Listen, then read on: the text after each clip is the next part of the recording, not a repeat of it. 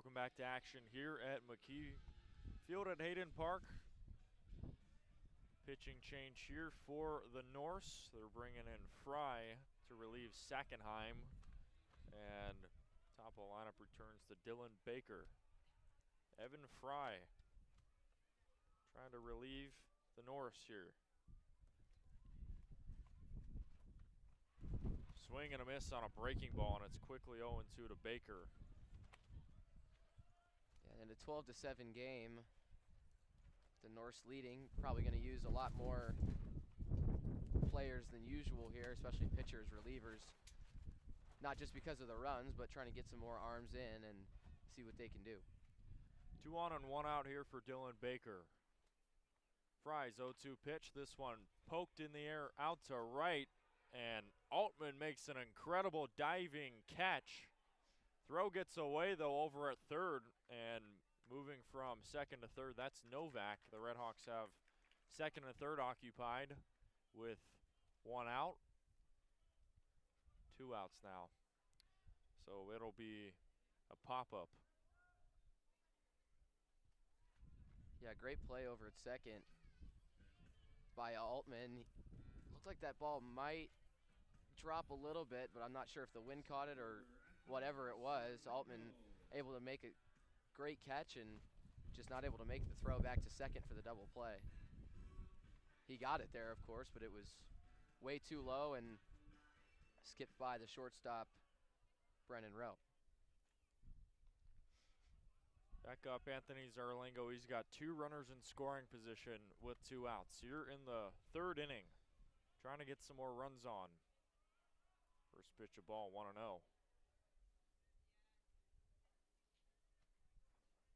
Buzzio at second, Novak at third. Back-to-back balls from Fry, 2-0.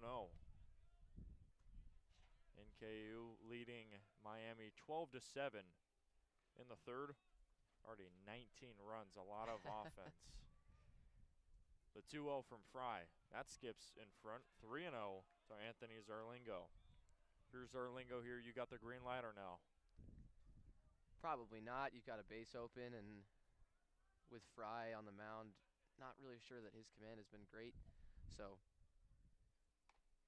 and he did not have the green light.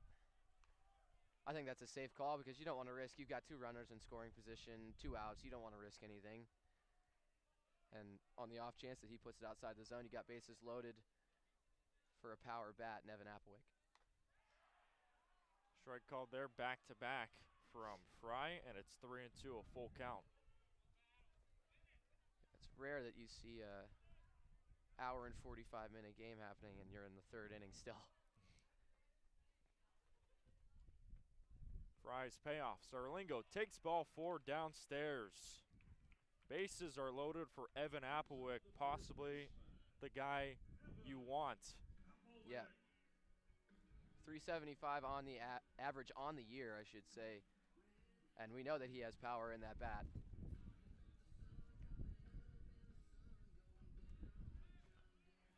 So bases loaded with 2 outs. Evan Applewick at the plate, 1 for 1. Fry's pitch. Applewick takes the ball outside, 1-0.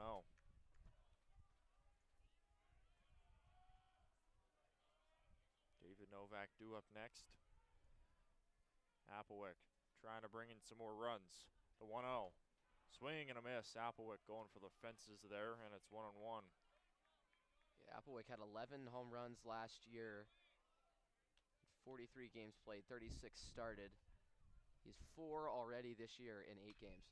Applewick ropes one right to the third baseman, Harrison, who makes an incredible catch. The line out ends the inning. That's going to do it here from the 3rd inning, but the RedHawks put up a 2 spot thanks to a home run and some nice base running. We'll take a break, be back in a minute. It's 12-7, NKU leading Miami as we head to the top half of the 4th.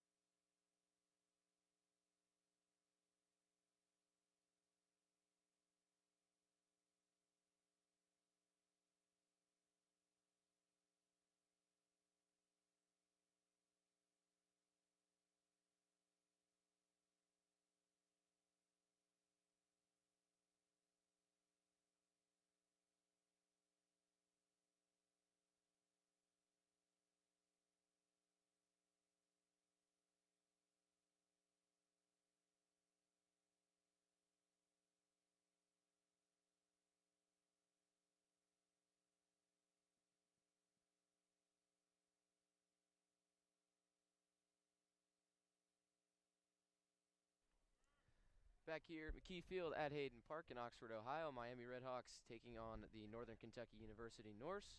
Jeff Middleton alongside Andrew Relvas for this second game of a doubleheader between these two teams. Norse leading the RedHawks 12-7. We have a new pitcher on the mound for the RedHawks. He deals that one in for a strike. It's Austin Bergeron, the right-hander.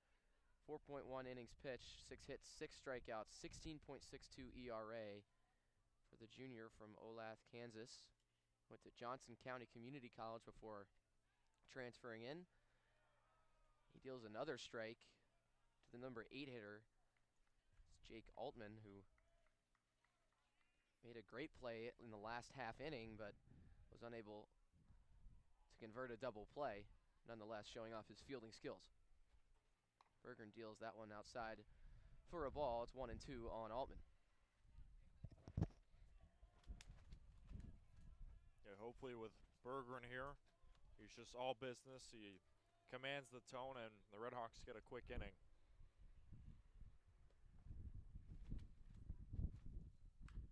Altman chops that one off of his foot and back to the mound. So it's a foul ball, and we'll just play it again.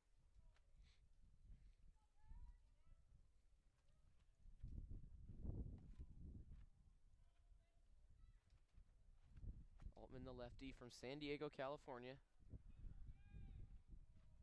Sophomore, 5'11", 190 pounds.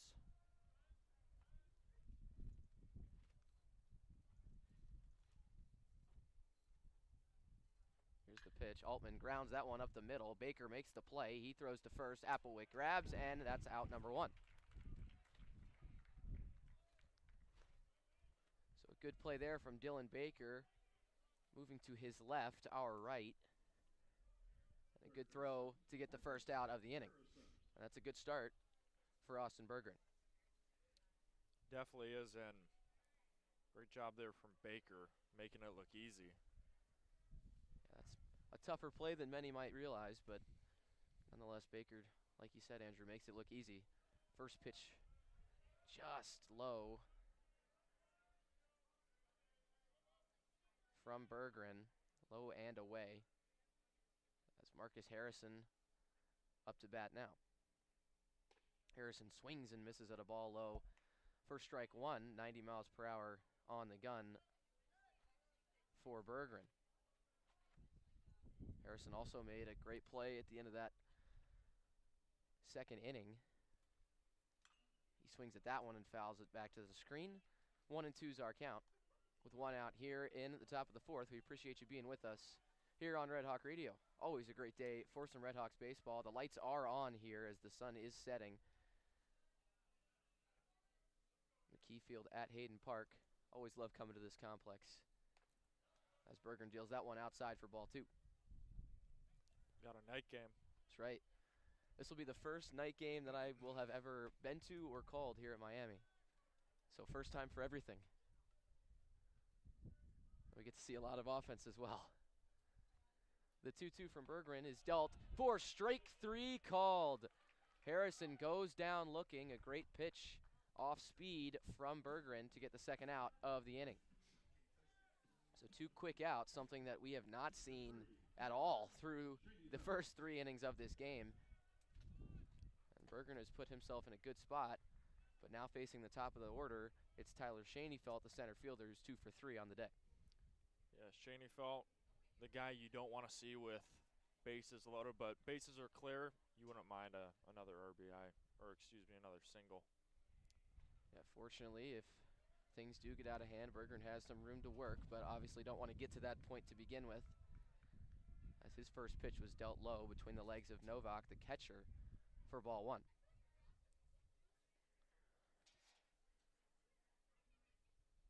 Bergeron deals pitch 2 just outside on the lefty Schoenfeld. So 2-0. Schoenfeld already with a strikeout today, but also 2 hits and an RBI and 3 at-bats.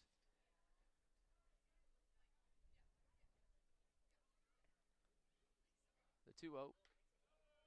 Dealt for a strike, just low enough, just able to catch the zone. It gets Bergeron back in this at-bat, I should say. 2-1 with 2 outs here in the top of the fourth. Score 12-7. NKU leads the RedHawks. Schoenfeld shows bunt, but pulls back, so the count moves to 3-1. Yeah, Schoenfeld, a really disciplined hitter. Saw that at Wilmington a lot. Man, he's brought that here to NKU. Really do it all offensively.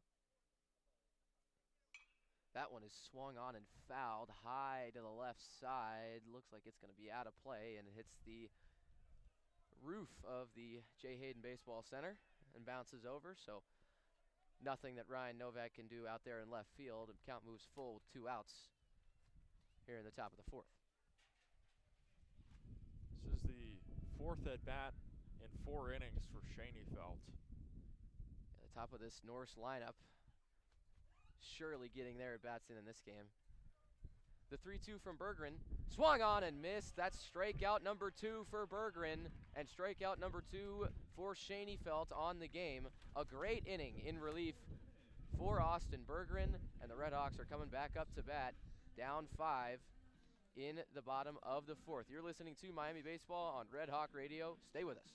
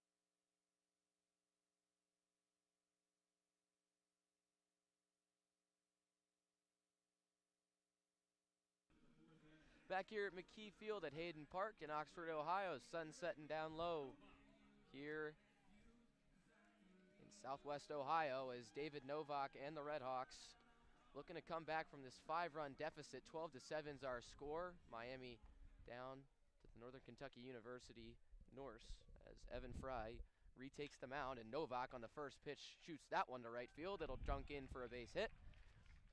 A good start for Miami early in this bottom of the fourth.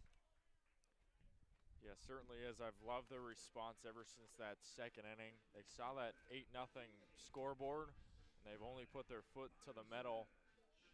Just got to keep going at this point. Just got to keep swinging. Just got to keep working on what you can do. And if you're just joining us, the first was scoreless for both squads, and the second, the Northern Kentucky Norse came out and scored 8 runs, and Miami responded with 5, but then in the top of the third, NKU came back with 4. Miami scoring 2 last time up in the bottom of the third, excuse me. Now looking to add some more to the scoreboard. As Fry deals a first pitch ball, and then a pitch inside for a strike to Ty Bodicic. Bodicic with a hit and an RBI today.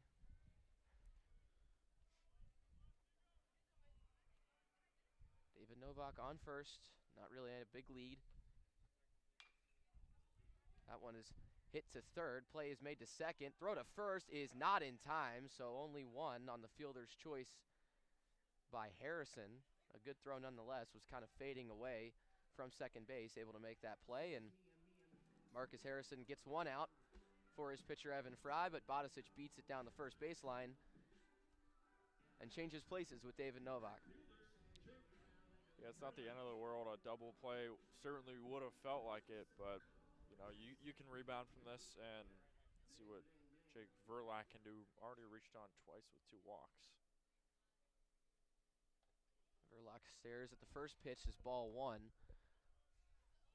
Yeah, like you said, Verlack hasn't had a hit yet this game, but has reached base both times.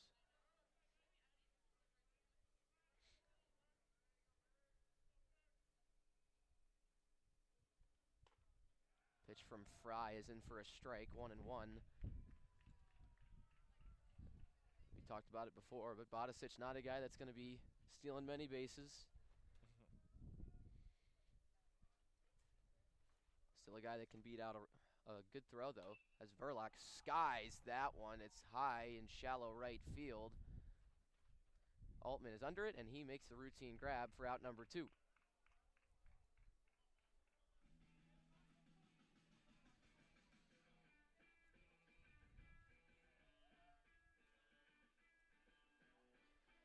So up to the plate now is Ryan Novak, and Novak has had a game so far. 2 hits in 2 at-bats with 2 RBIs. He has been a key cog of this Miami RedHawks team trying to get back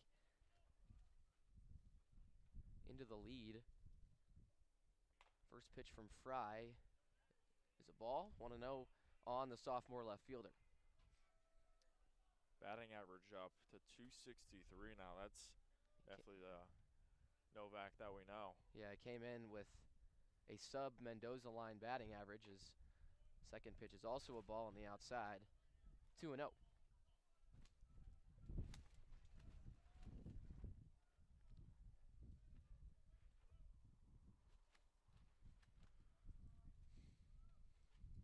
Fry moves to the belt and deals.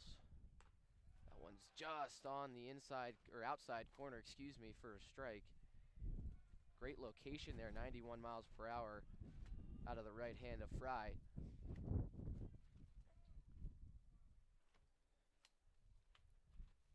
The 2-1. Novak looks at another strike, so 2-2 with 2 outs here in the bottom of the 4th. Miami looking to add a run or 2. Put themselves even closer to taking a lead for the first time in this game.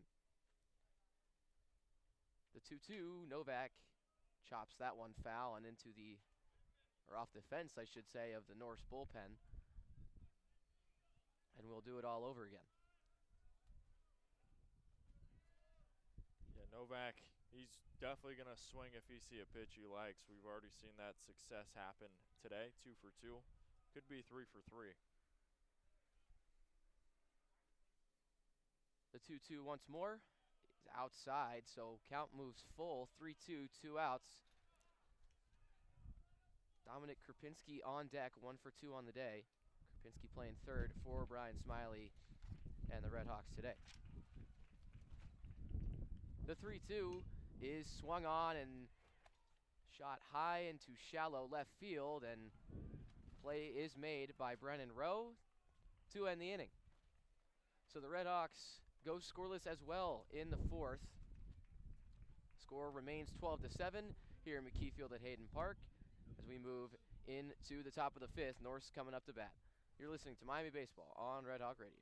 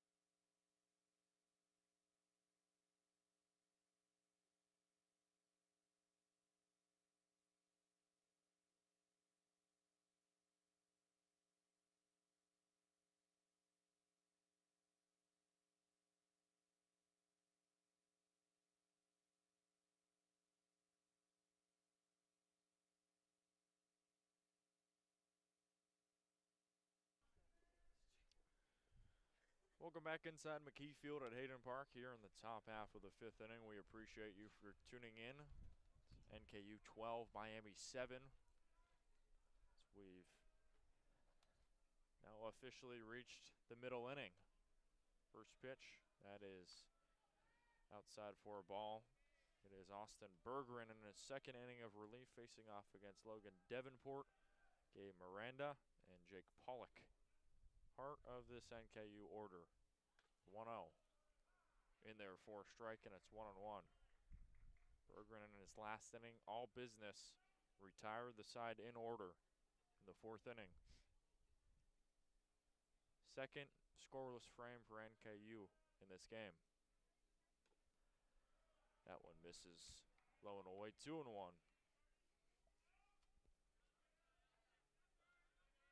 Davenport 3 for 3 today with 4 RBIs. And he gets another base hit there. Laced out to left. Had a lot of loud power. And he is 4 for 4 today with a leadoff single. Yeah, Davenport's having a heck of a game. It seems that every pitcher that Miami has thrown at him has just been nothing. 4 for 4, and we're only in the 5th inning as well, so he will have probably 1 or 2 more chances to come up at least. Gabe Miranda coming up, 0 for 2. Miranda, the lefty. Davenport's going. The throw from Novak. Is it in time? No, it's not. Right area, though. And that'll be another stolen base for Davenport. It seemed like the RedHawks didn't really catch on that he was running until it was too late. Still a close play, but Davenport ends up safe at second. Be his 3rd stolen base of the year. Yeah, not many stolen bases in either of these 2 games either, so a little bit of an anomaly there, but always more exciting when you get action on the base paths.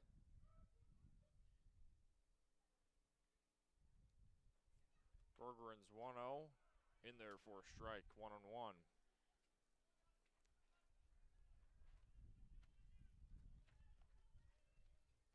Pollock and Williams up next for NKU.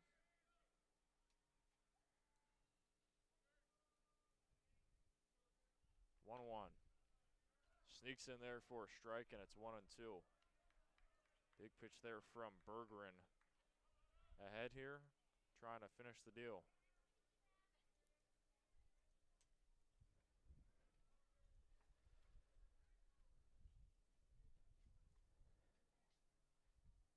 And Bergeron steps off.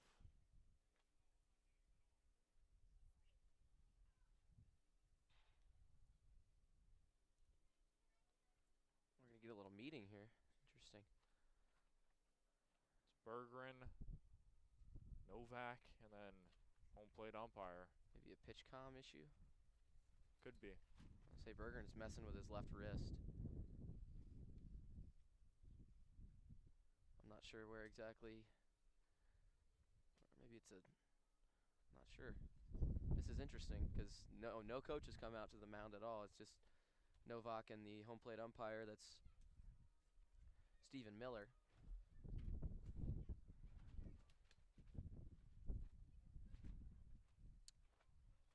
Trying to gotta bring some binoculars, see what's going on.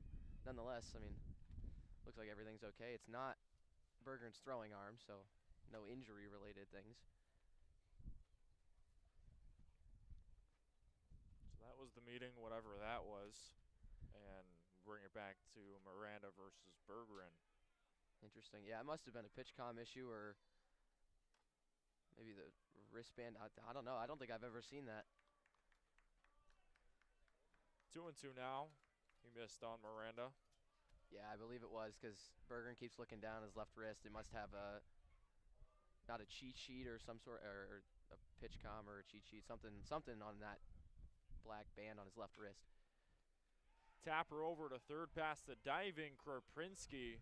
Coming in from third to score is Davenport. That'll be an RBI single for Gabe Miranda, and it's 13-7 NKU over Miami.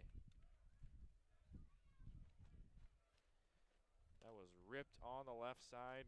Nothing much Kropinski could do there. Jake Pollock will come up to the plate.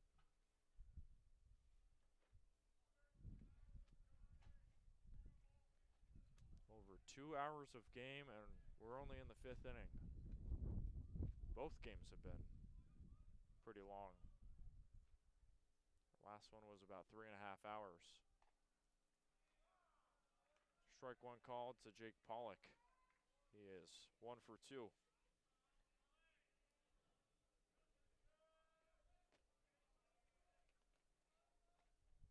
Pollock an RBI in the 2nd and a walk.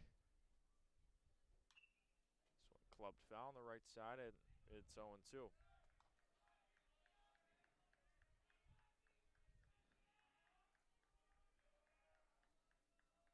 6-run deficit for the RedHawks.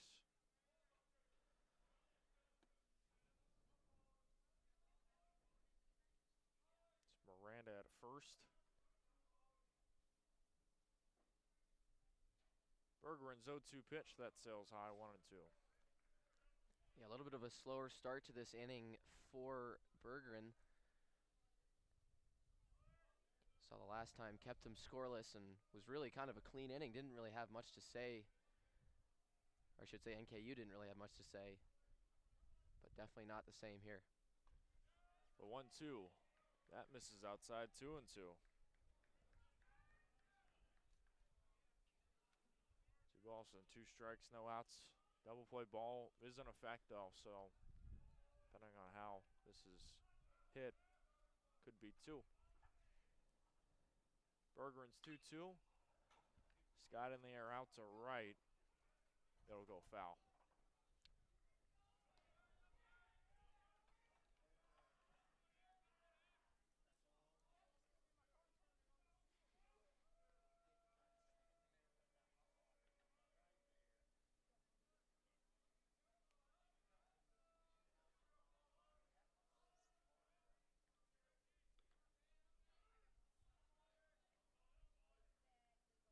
Bergeron. His 2-2, that's fouled off, and we'll do it again. In addition to playing at Johnson Community College, Bergeron also originally signed with Nebraska, played a year in the Big Ten before going to community college in Kansas and going to Miami. He's had a Midwest tour, basically. Yeah.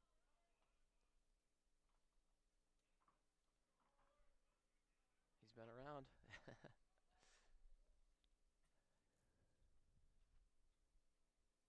Bergeron's 2-2 pitch, breaking ball, swing and a miss. 3rd strikeout of the evening for Austin Bergeron. His breaking ball was awesome against Pollock.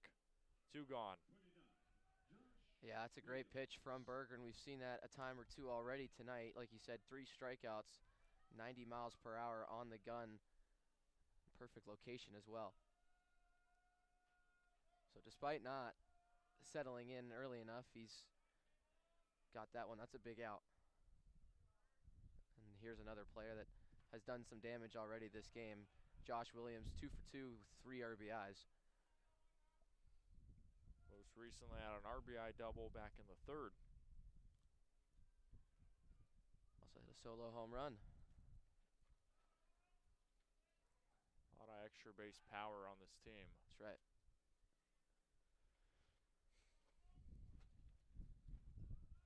After Williams, Bond, and Rowe. The 5th inning, Bergeron trying to get the RedHawks offense back on the field. The 0-1 outside, 1-1. 1 ball, 1 strike, and 1 out in middle inning.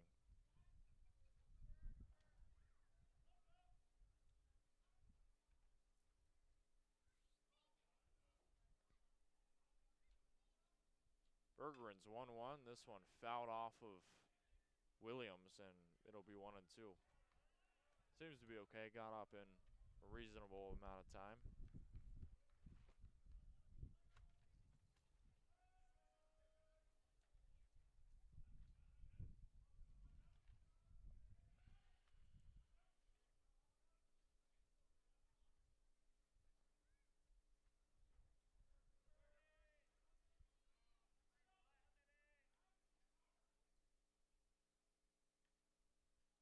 Bergeron's 2-2. This one Wow. is torched out to left. Could be trouble going back at the track off the wall.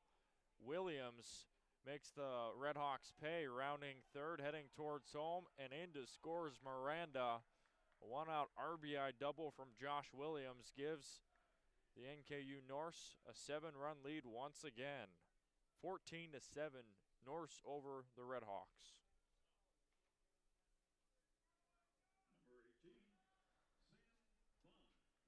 Yeah, and that's just another great piece of hitting from the Norse. And again, it's Williams. Ball 95 off the bat in a perfect location, and looks like pitching coach Larry Scully's going to come out and have a meeting with his right-hander. So it'll be Bond and Rowe due up next for NKU. And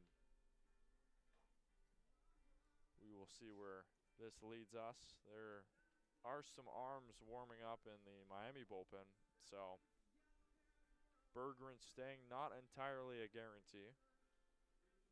Yeah, worth mentioning, no motion yet, but I'm sure the leash is short at this point. Yes.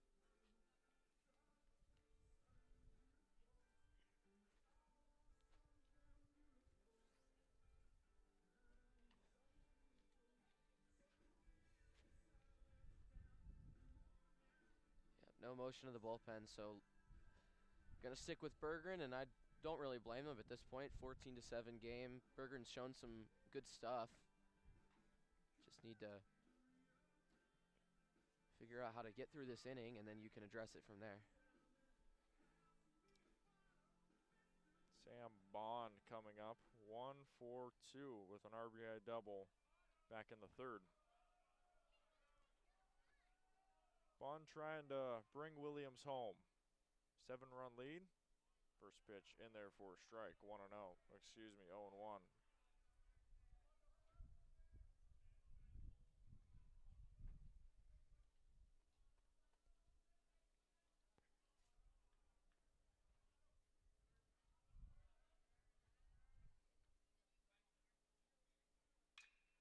This one grounded on the left side. Baker fields it. He throws the first Applewick in time, and that's the second out.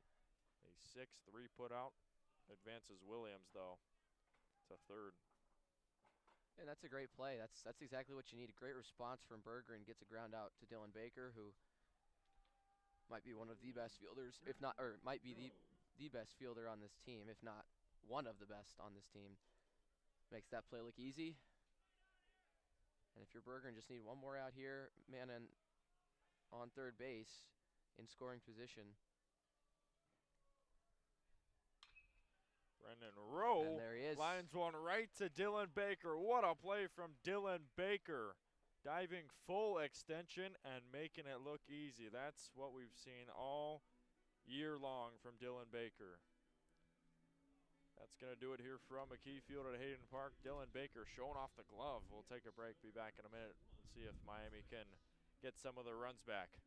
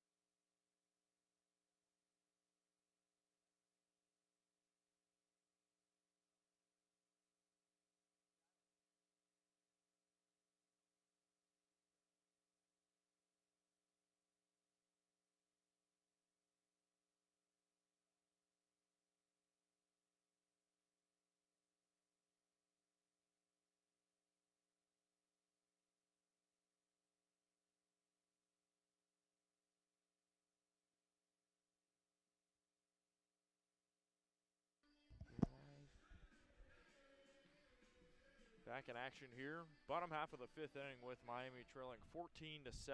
Andrew Relvas alongside Jeffrey Middleton. Appreciate you for spending your Friday night with us. 8-9-1. Krapinski, Buzzio, and Baker due up against Evan Fry. Fry's still in there for NKU. He's been good so far. Given up some runs, but he's been strong. Back-to-back strikes on Krapinski, and he's behind 0-2. Krapinski 1 for 2 today. The 0-2. Wave on and miss, but it gets away from Bond. The throw over to first in time by a hair to get out Krapinski, and there's one away. Yeah, I thought maybe that ball could just go a little further away from Bond behind the plate, but nothing doing there, and Krapinski gave it his best effort, but not able to get to first before the throwdown. Blake Buzzio up. Bases clear with 1 out. He is 0 for 0 with the walk and an RBI fielder's choice. Takes a first pitch ball, 1-0. My apologies. Fry has not given up any runs. He has looked very good today. 1-0. Buzzio stares at a bouncer low. 2-0.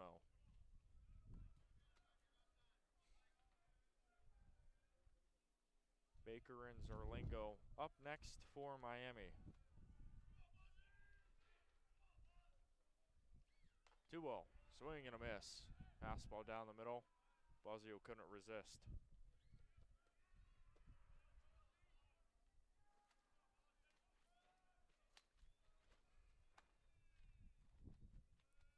The 2-1. Takes it outside, 3-1. Buzzio has a good eye, can definitely get on base. Trying to make that happen here. A 3-1. And he Takes does. the ball high. Ball 4.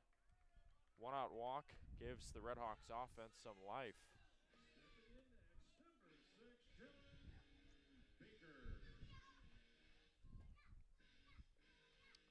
Runner at first with 1 out. Dylan Baker coming up. 1 for 3 today. Looking to build on it. And he ended the game. He ended the last inning, or last half inning, I should say, with 2 great plays on defense. See if he can do something here on offense. First pitch to him. Outside for ball 1.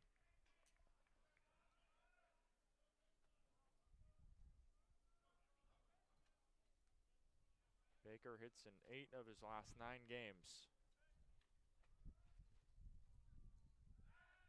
Fry rifles one over to first. Sneaky pickoff. Nearly got Buzzio, but he gets back in time.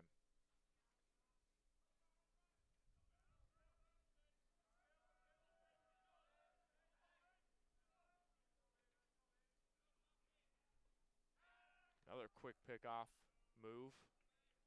Got a rocket over there.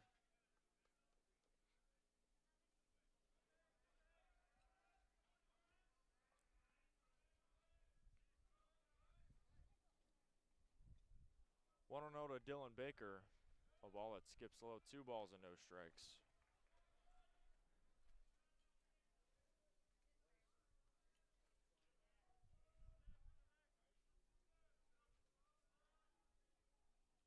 Two balls and no strikes. Runner at first with 1 out. And Baker belts this one out to center. Going back at the track is Schoenfeld. He's under it to make the catch, and that's the second out here in the 5th. Yeah, good contact there from Baker, but unfortunately not able to get the wind to assist it and not able to hit it hard enough to go over the head of Schoenfeld. It doesn't help that Buzzio can't move up either at first base. Zarlingo up. He's reached on all 4 times.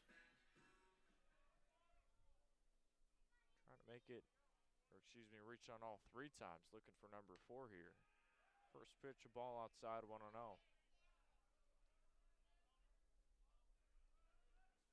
Has 2 of the 7 RedHawks RBIs.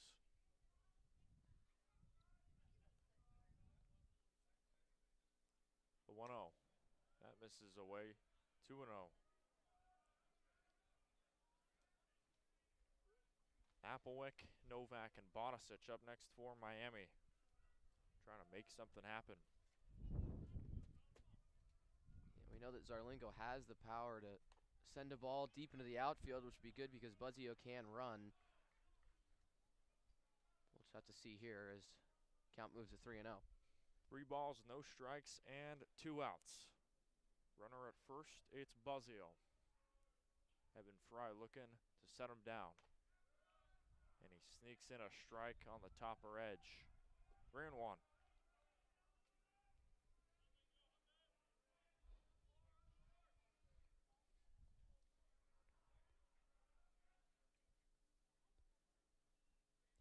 Fry's 3-1. Zarlingo fouls it right back near us. Thankfully the screen's there as well, because boy, that had some heat on it. I think I could have made a catch. Left hand out, snag it. Full count here for Zarlingo. Fry's payoff, and another foul him back. Staying alive. A good at bat for Zarlingo. Try and work Fry's pitch count up. He's only sitting at 37 right now. He's been putting in some good work for this NKU team. Fry's payoff. Zarlingo strikes out swinging. 2 strikeouts in the inning. A tone setter for Evan Fry, who keeps the RedHawks scoreless in the 5th. We'll head to the 6th with Miami still trailing 14-7. You're listening to Miami Baseball on Red Hawk Radio. Stay with us.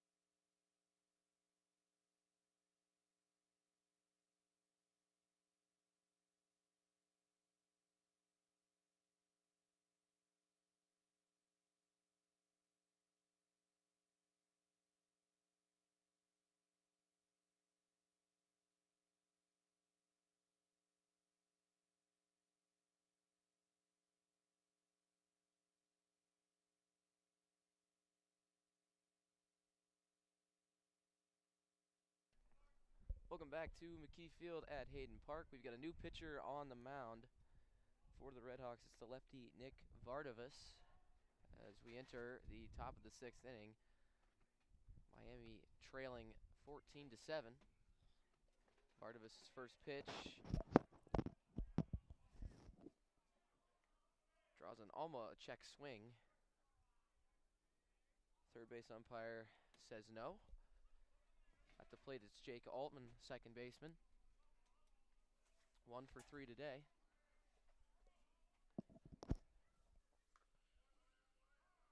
And there's Vardavas' first strike on his second pitch. That's 1-1.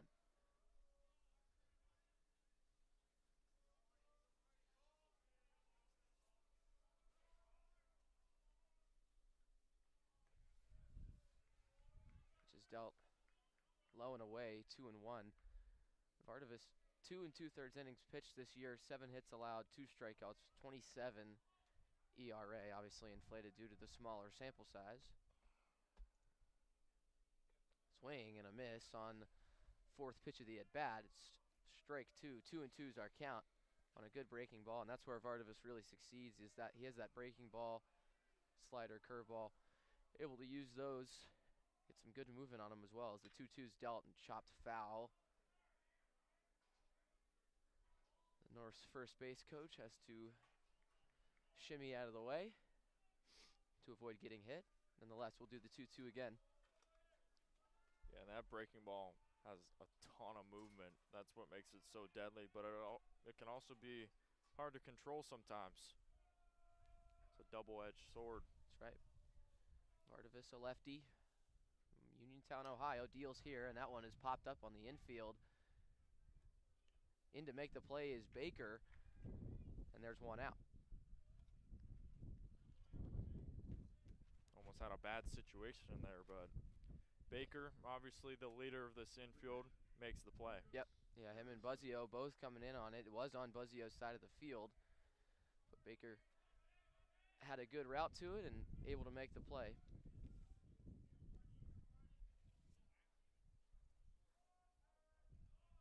Up next, it's Marcus Harrison, the Norse third baseman, 0 for 2 on the day, the only player in this Norse lineup as of now without a hit. He swings and misses at the first pitch for strike one. We've seen Harrison make some really good defensive plays today, but has yet to get on the board. There's strike two right down Broadway. Harrison just looks at that, and quickly 0-2 here for Vardavas. Yeah, and this is what the RedHawks want to see out of their pitchers. Just go straight to business. Chops that one right to Baker again. Baker fields, throws, fires over to first, and makes the play for the second out of the inning. So 2 quick outs for Vardavas coming in relief. Number 3, Tyler Shaneyfeld. For Austin Berggren, who had a decent showing, not ideal. He gave up a few runs, but was able to make the outs when he needed to. Now Vardavas trying to get out of the top of the sixth unscathed. So he throws that first pitch in there for a strike. Back to the top of the order, it's Tyler Shaneyfeld, 2 for 4, but really the threat is on the on-deck circle. It's Logan Davenport, 4 for 4 today. Shaneyfeld once again tries to lay down a bunt. Every single at bat, he has either laid down a bunt or attempted to multiple times. He's your prototypical leadoff hitter. Loves the chase. That's right. Lots of movement on that off speed, but it hits way in front of home plate, hits the dirt, and count moves to 1-2 on Shaneyfeld. You could see that one just dive right in front of the right-handed batter's box. Nonetheless, Vardavas steals the 1-2, and that one is smoked to Dylan Baker. Moves back, fires over to first. Applewick corrals it, and he is out. So 3 quick outs for Nick Vardavas coming in relief for Berggren. And the RedHawks come up to bat, down 14-7 in the bottom of the 6th. Stay with us here. You're listening to Miami Baseball on Red Hawk Radio.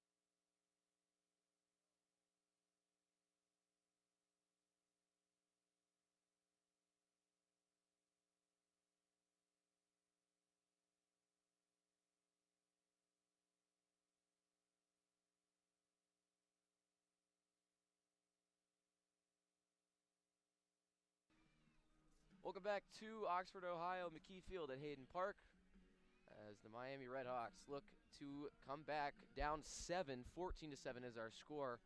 NKU 14 runs on 14 hits with 2 errors. Miami 7 runs on 8 hits, no errors. As Evan Fry back on the mound for the Norse.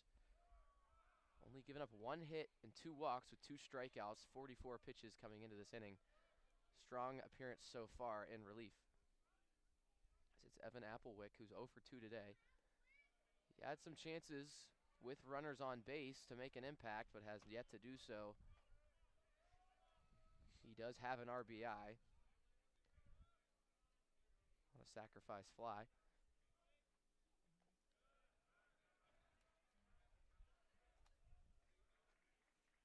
Count is 2-1 as Fry kind of working around the outside of the zone. 2-1 dealt. And that's on the outside corner for strike 2. It's Applewick, Novak, and Bodicic, with Verlack and Novak following them if Miami can get a couple of hits strung together. There's ball 3, dealt in the dirt, and we move to a full count on Applewick. Well, this is where you hope that the comeback can start. We've seen the RedHawks offense kind of stall out after putting up 7 in a couple of innings. Gotta get going now. The 3-2 is dealt outside, so Applewick will take first base with a walk and give way for David Novak, the catcher in the cleanup spot.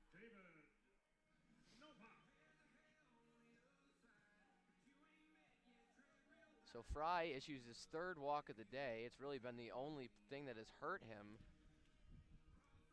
Granted, it hasn't hurt him on the scoreboard, but just in terms of his own numbers. So Novak, the big righty,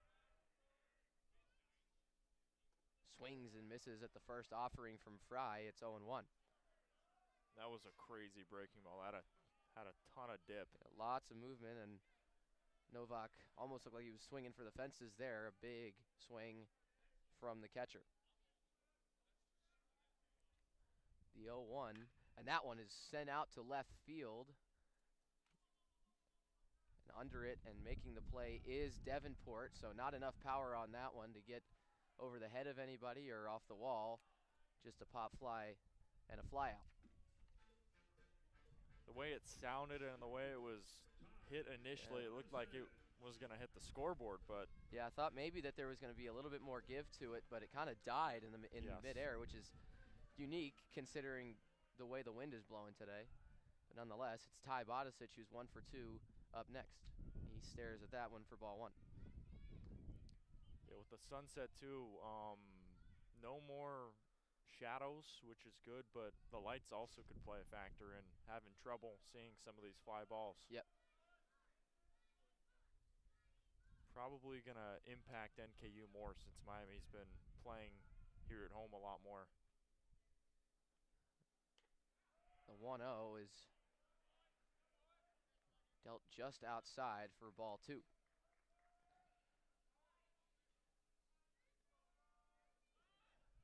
Yeah, sun fully set now and lights are fully on, so a little bit of a different setting here as Bodicic rakes that one, but it goes foul. Off the fence, way behind the Norse bullpen. He hit that one really hard and was kind of just pulled it from the bottom of the zone, but not able to keep it in fair territory. Hit that one to Cincinnati. That's right. So 2-1 on Bodicic. He sends that one high and back out of play. So count moves to 2-2 with 1 out here in the bottom of the 6th. If I'm Fry here, I'm not throwing anything over the zone. I want to get him to chase. Yeah, Bodicic is seeing these pitches well. Made some good contact already. See what Fry does here. That one is sent out to right field.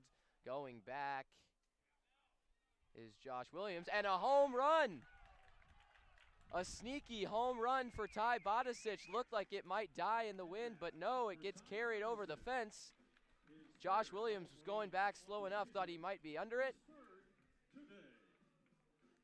But it's Bodicic on the board, puts 2 runs for the RedHawks. It's 14-9.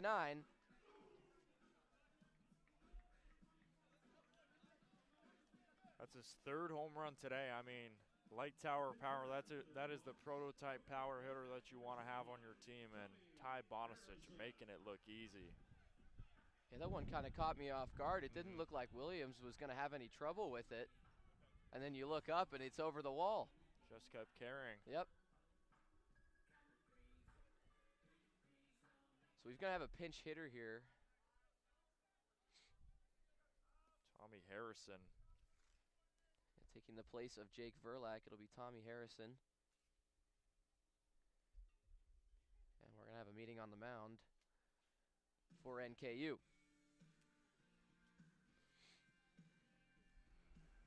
So while the Norse are talking about what they need to talk about against Tommy Harrison, we can talk about Tommy Harrison.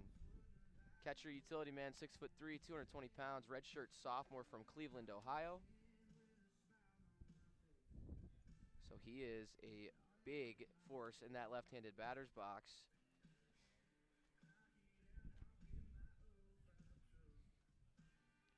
One thing I remember about Harrison about 2 years ago, he was an on-base machine. I remember one game when he had about 4 or 5 walks. That's all he had.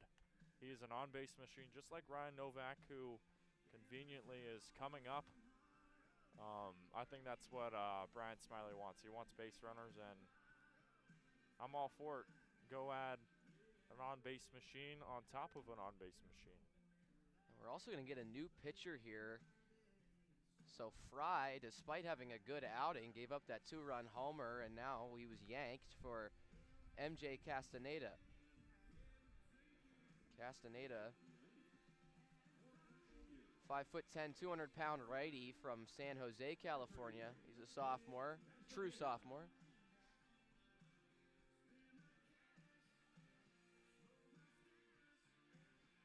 He comes into today with a 13.5 ERA and a 2.25 WHIP.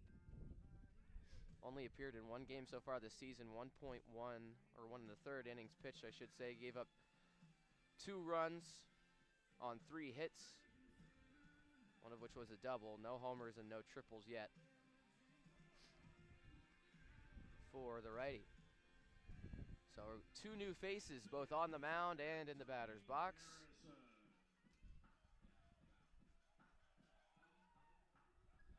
Harrison with a .071 batting average, scored 2 runs and has an RBI. Castaneda goes to work quickly, just outside. His first pitch ends up as a ball.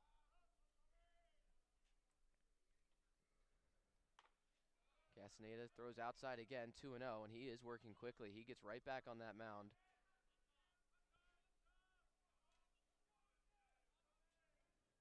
The 2-0 to Harrison.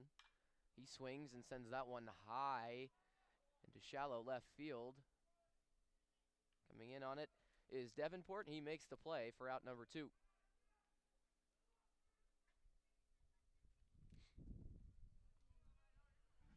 So up next is Ryan Novak, and we've raved about him all day on this broadcast. 2 hits and 3 at-bats, 2 RBIs on the day as well. Came in under the Mendoza line in terms of batting average, and has now moved up to 250 on the season. And Castaneda right to work again. Throws a first pitch ball to the Miami left fielder. Yeah, his pace is unreal. Looks like he has a reservation at Texas Roadhouse tonight. Moving really quick. So he's got somewhere to be. This game moving on 2 hours and 45 minutes. Still in the 6th inning. Novak watches the second pitch for a ball, but that went in for a strike. 2-1's our count with 2 outs. Score 14-9. Novak swings and misses at Castaneda's 2-1 offering, and now it's 2-2. Yeah, Castaneda all over these Miami hitters right now. He is throwing the the kitchen sink at them, and they cannot respond. The 2-2 to Novak. Swung on and grounded hard to the third base side, and unable to make the play is Harrison, and Novak is going to make it to second base after the ball went all the way out into left field. So a 2-out base runner for the RedHawks brings up Dominic Krupinski. Yeah, I'm not sure what they're going to rule that. Certainly could see the argument for a hit, but that was a rocket off of the bat of Ryan Novak. Ryan, rally starter Novak. That's what he does best, and let's see if the RedHawks can keep this train moving. Yeah, 100 off the bat from Novak. As Krupinski stares at a first pitch strike, 0-1. And Krupinski's one of those guys who you want to see start getting going. He had a great couple of seasons at Indiana State, but hoping that continues here for Miami. Castaneda's second offering is outside, so count moves even. 1-1.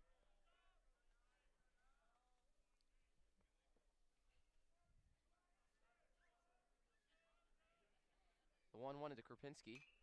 He sends that one high into foul territory. Not sure if it's going to get out of play. Under it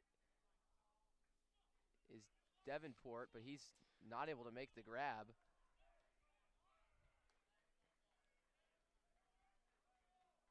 So we will do it again, 1-2. Kind of hard from our vantage point to see if he made that play. Very hard. He was kind of right near the wall of the J. Hayden Baseball Center, and it kind of blocks our view, but nonetheless, Krupinski's still up with a chance to bring Novak in from second. Here's the 1-2. That's low, 2-2.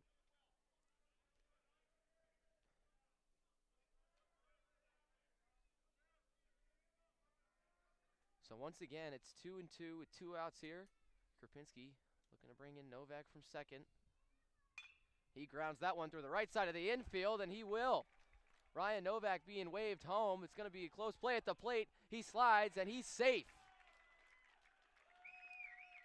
So a big 2-out hit from Dominic Krupinski, his second hit of the day, and an RBI added to his stat line brings home Ryan Novak, and score moves 14-10 in favor of NKU. Here comes the RedHawks. That was a huge RBI hit that just found the hole on the right side. Close play regardless, but man, that hustle from Ryan Novak, especially after that initial single, was really what created it all. And RedHawks not done yet. 4-run deficit, certainly doable here in the 6th. Blake Buzzio now at the plate. Yeah, like you said, felt like that was going to be a do or die play right there, but nonetheless, great 2-out hitting from Novak and Krupinski. As the first pitch was a ball and the second became a strike right on the outside corner. Good pitch there from Castaneda. Buzzio also has the opportunity for a 2-out RBI here. Man on second, it's Krupinski, and third pitch of the at-bat is dealt low, 2-1.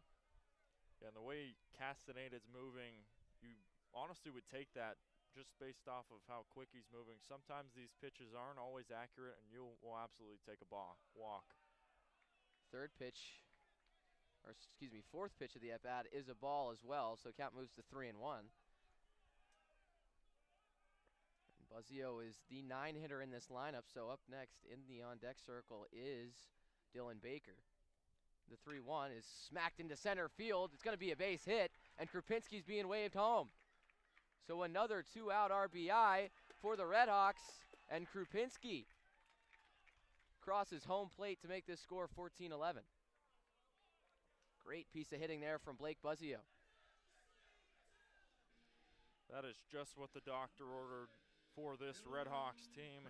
They needed a rally. They needed a spot where they could come through big, and it's the 6th inning. Similarly, in the 6th inning last game, they put up a 4 spot as well. Very interesting scene of events here in Oxford. Something's in the air for sure.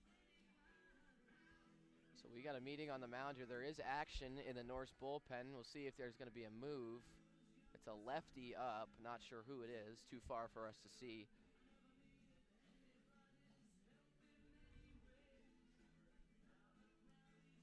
But yeah, Up next is Dylan Baker. The top of this lineup is coming up to bat with only 3 runs down. And 3 runs is the smallest deficit the RedHawks have faced tonight. NKU has 14 runs on 14 hits, and Miami has 11 on 12, so we'll see what the top of this RedHawks lineup can do. Still 2 outs in this bottom of the 6th inning.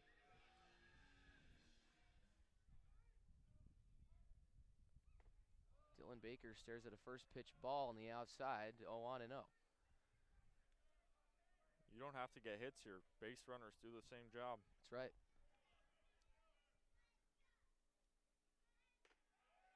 Baker stares at a strike, 1-1. The good thing is, though, even if you are looking for hits, contact has been hard and it's been good, and it's been in the right spots on the field to bring home a couple runners with 2 outs as well.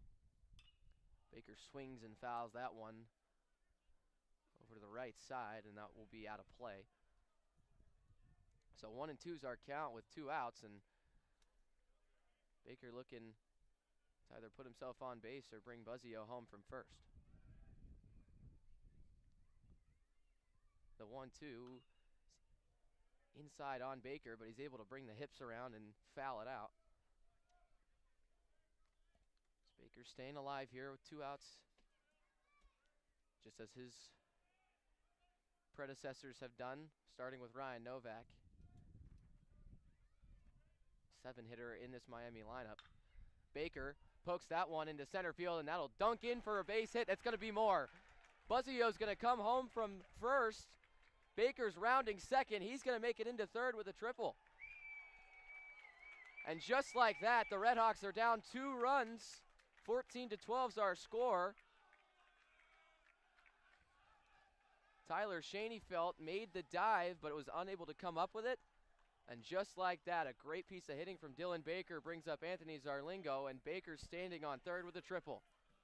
Yeah, and that's one of those things as a center fielder you can't do. You can't dive because you essentially sell on the play. It's all or nothing in that moment, and he bet on himself there, which let that one go all the way to the wall, and the tying run is up to the plate. The guy you want in Anthony Zarlingo, the RedHawks are rolling here in Oxford.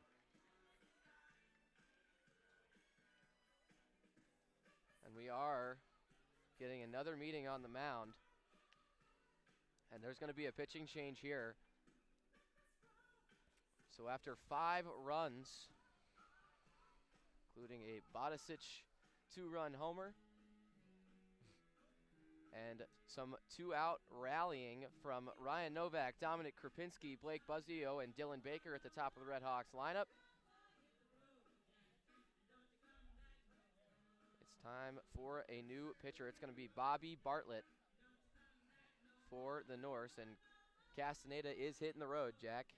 So we will be back here on RedHawk Radio to introduce you to Bartlett and see this next at-bat with Anthony Zarlingo coming up to the plate. You're listening to Miami RedHawks Baseball on RedHawk Radio.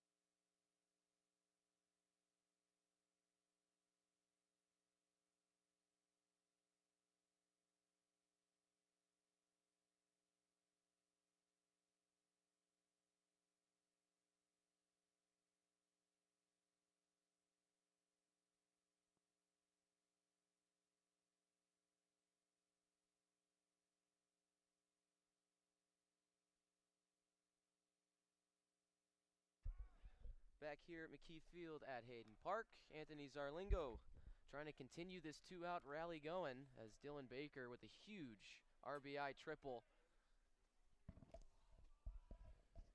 after the bottom of this RedHawks lineup kept them alive with 2 outs. Score now only 14-12. RedHawks down 2 now.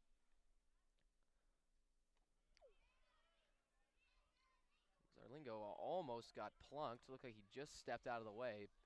2-0 is our count. As Bobby Bartlett is the new man on the mound, the lefty. Graduate student from Winfield, Illinois. Went to North Park University. 6'1", 180-pound. Zarlingo swings and misses at that one. Zarlingo hitting from the right side as he is a switch hitter. Had lots of success earlier against righties as the lefty. Now on the mound, forces him to hit from the other side. Zarlingo watches that one in for the third ball. 3-1 is our count with 2 outs. And Evan Applewick on deck. Zarlingo 2 for 3 today. RBI and a walk with 1 strikeout as well. The 3-1. Fouls that one away. 3-2 is our count with 2 outs. So another big at bat here for the RedHawks. Dylan Baker 90 feet away. He comes across to score, and that makes this a 1-run ball game. In the bottom of the 6th, as here's the full count pitch, and Zarlingo just pokes that one into left field, and it'll dunk in. Dylan Baker touches home plate, and it's a 1-run game after Zarlingo from the right side just pokes the ball and lets it dunk in to left field, and now it's Evan Applewick who steps up and gives himself a chance to bring in the tying run and is the game leading run. Tying run at first, and the floodgates are open for NKU. This is a horrible situation. The fact that they were up by 8 at one point, and now it's down to 1. I mean, still in the 6th, plenty of time left. The RedHawks could even get more insurance runs if we're keeping on this train. Applewick stares at the first pitch for a strike. It's 0-1. David Novak on deck. The 0-1 is low for a ball. Count moves even at 1-1. And Zarlingo, we know, can run the bases really well, so if he gets the opportunity, he's going to try and take an extra base.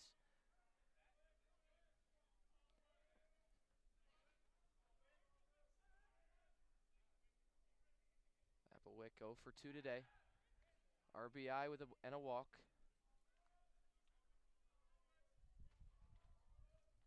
Pickoff play by Bartlett to first. Nothing doing, though, as he'll focus his attention back on Applewick.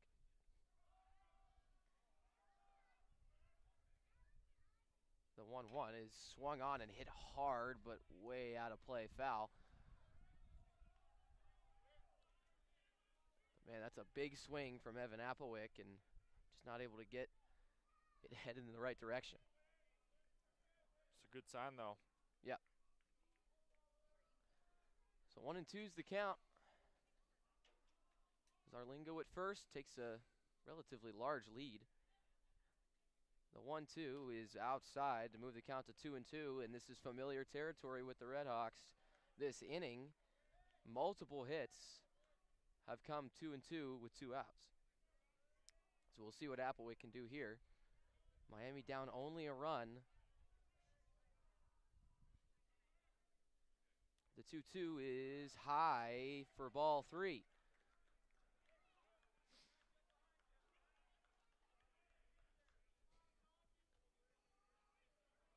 So a full count here on Applewick, 2 outs. Bartlett deals. Applewick fouls it away, stays alive, and we'll do it all again. Love this at bat here from Applewick.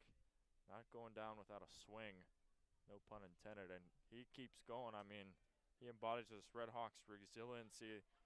Never down, they continue to keep fighting, and They've nearly clawed themselves all the way back from an 8-0 deficit that was started in the second.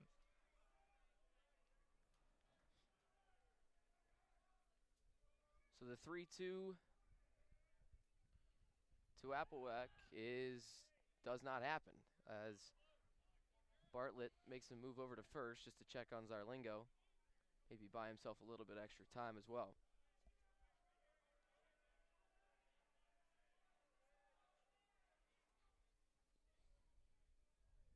The 3-2. Looked at for ball 4, so Applewick gets on base.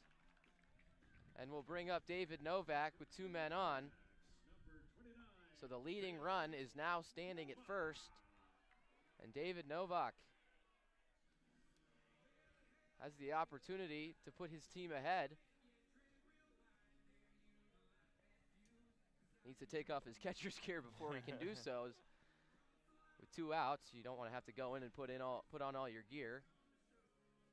So in the on-deck circle, he was standing with his shin pads on. Took him off, and now he's ready to face Bartlett. There is a positive for NKU. Force plays at any base, so all you got to do is just touch any specific bag, get out of the inning. First pitch is swung on and foul tipped. Novak, I should say, clearly trying to make a dent in the ball with that swing. Nonetheless, count moves to 0-1 after the foul tip.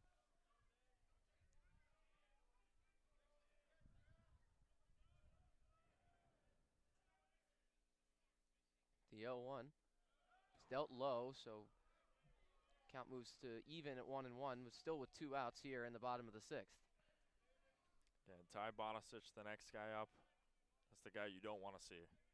If you had to pick, I mean, there's so many weapons on this Miami team, but Bodicic probably the guy you don't want to see. The 1-1 is hit right to the second baseman. That's Altman. He's able to make the play, but not before Miami puts up 6 in the bottom of the 6th and makes this game only 1-run deficit for the RedHawks. It'll be Nick Vardavas back on the mound after what was a clean top of the 6th for him, and we'll be back with you here in just a moment. You're listening to Miami Baseball on Red Hawk Radio.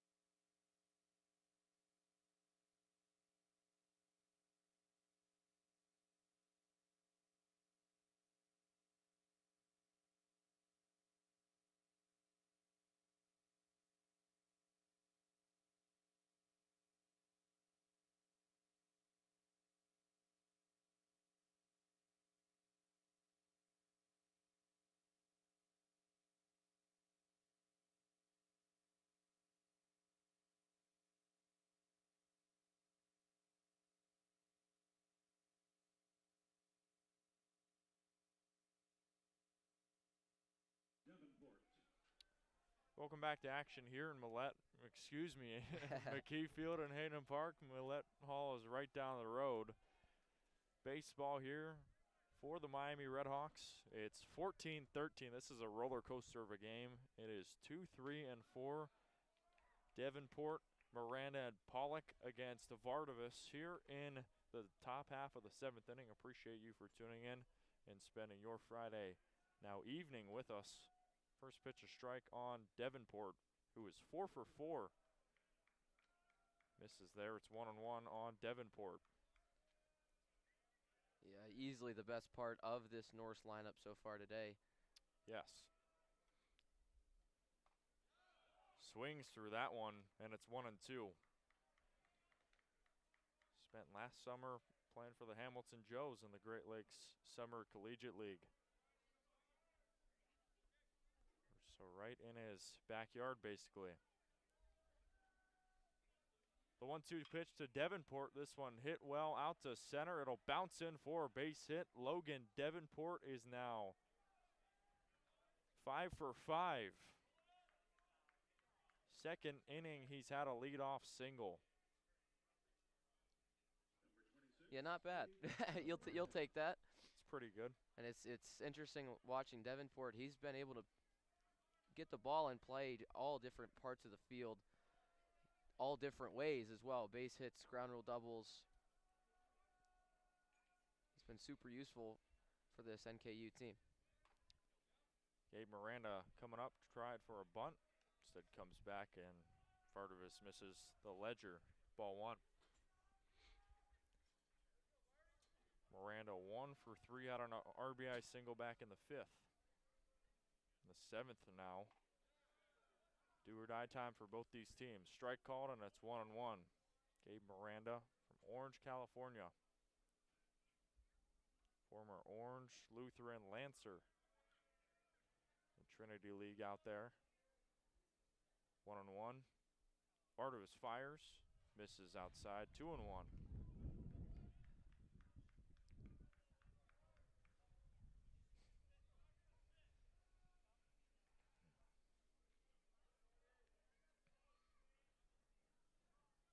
Vardavas 13 pitches in his last inning.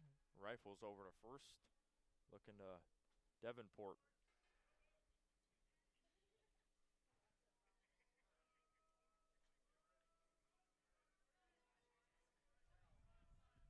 Three stolen bases for Davenport. Definitely has speed. I'll say his lead is pretty big. See if he decides to gun it.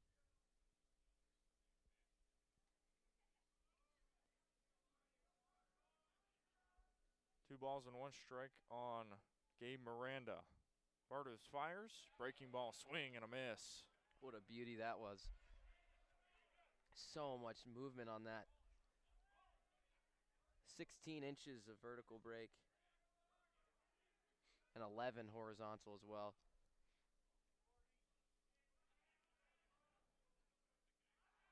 Vardavas throws over to first again. That one fell right off of the table.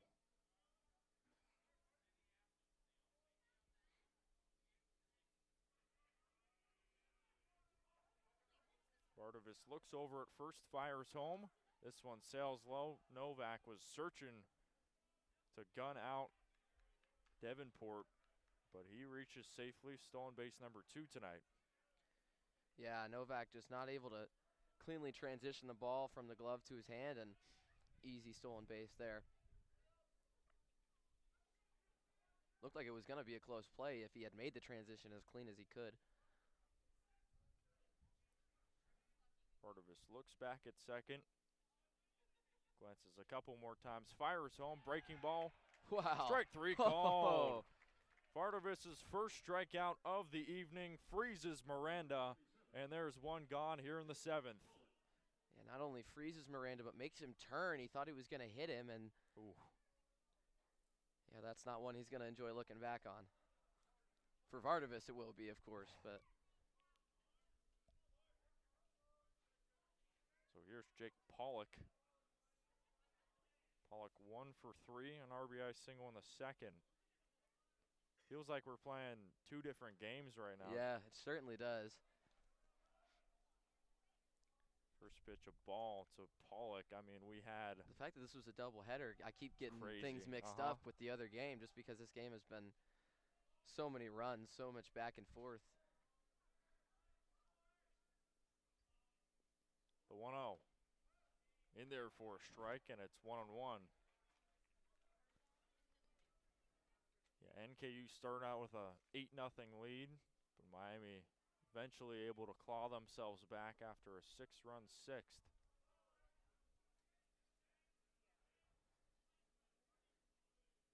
The 1-1 from Vardavas. This one laced to left. That'll bounce in front of Novak. He will field it. Coming in to score is Davenport. That is a one-out RBI single for Jake Pollock out to left, and it is 15-13, the Norse lead. Yeah, good piece of hitting there from Pollock. Just sent it all the way out to left field. Saw some pitches he wanted to see, and took advantage when he could. And that's the one thing with Vardavas is like he has that breaking ball, those breaking balls I should say, that can freeze hitters, but if it hangs for just a little bit too long, players like Pollock and others will take advantage. Josh Williams up. He's done damage today. Takes a first pitch ball. Couple of RBI doubles along with a home run. 4 RBIs, home run, 2 RBI doubles, and a sacrifice fly.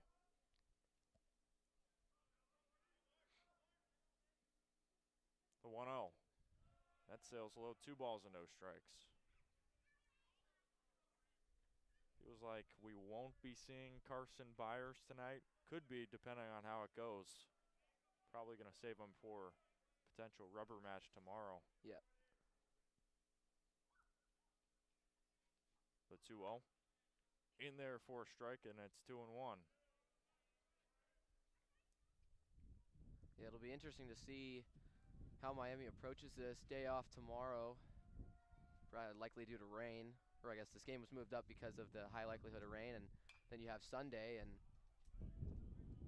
popped up on the left side. Drop foul out of play. 2-2.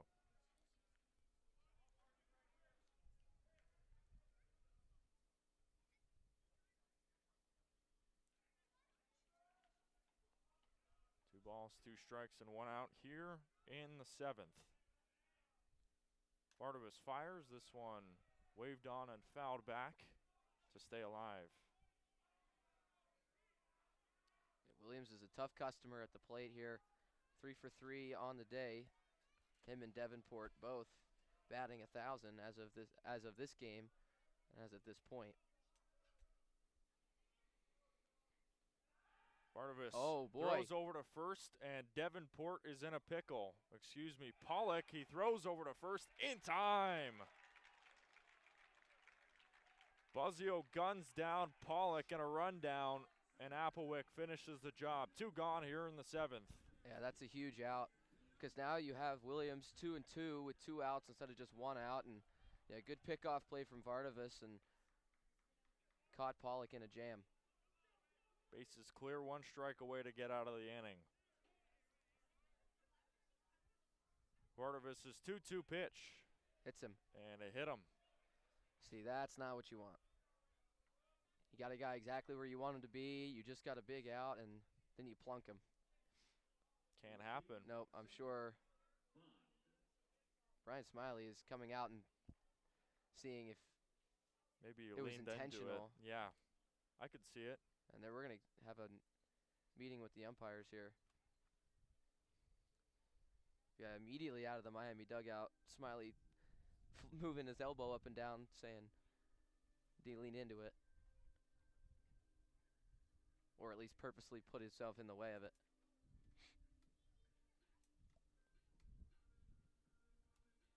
Could definitely see the argument, but And at this point in the game, that would be a huge. big call for sure. They are going to go to review. Yeah, you're down 2 runs now. Gave up only 1, and then you just got a huge out. Probably doesn't hurt to challenge it. Yep.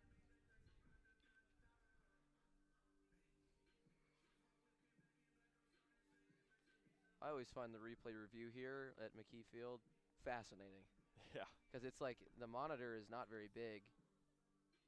And of course the umpires are on the phone, and it's just super interesting. It's not like MLB review where Everybody sees it. everybody sees it. They have the big TV screen, and then you get the microphone and you're talking to the crowd. It's Big difference. That's right. And this is a big swing as well. Like, this is, if they do call this, that he leaned into it intentionally, that's a massive swing of events. I'm not sure if he would be called out, or because it was 2-2.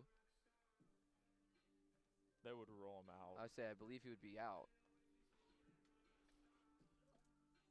The Miami dugout watching eagerly. Yeah, everybody looking at that All screen. at the, yeah.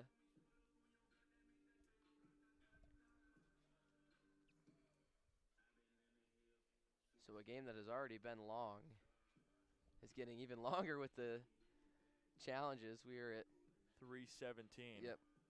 3 hours and 17 minutes. Our other game was 3:34, so we're definitely going to pass that one. I'm going to say we're still in the 7th inning. Fortunately, the wind has died down, and it's turned into a beautiful night for baseball.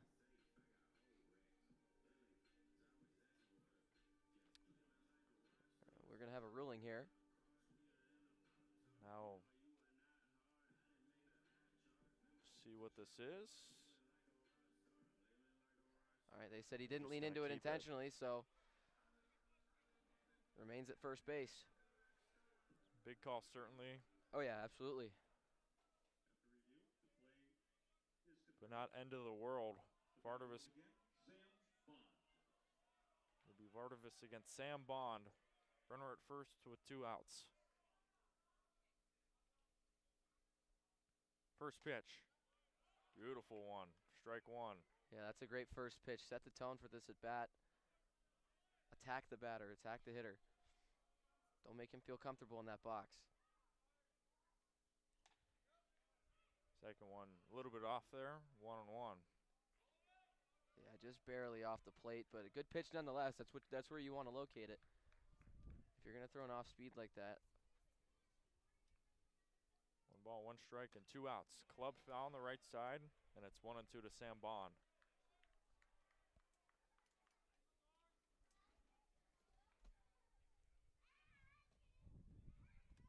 Bond has one of the 15 RBIs. 1-2, this one fouled off, may have gotten a piece of him. He stays alive regardless.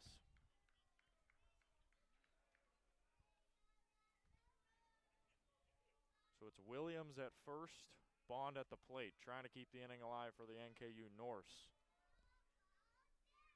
The 1-2 pitch popped up, foul on the right side. We'll do it again.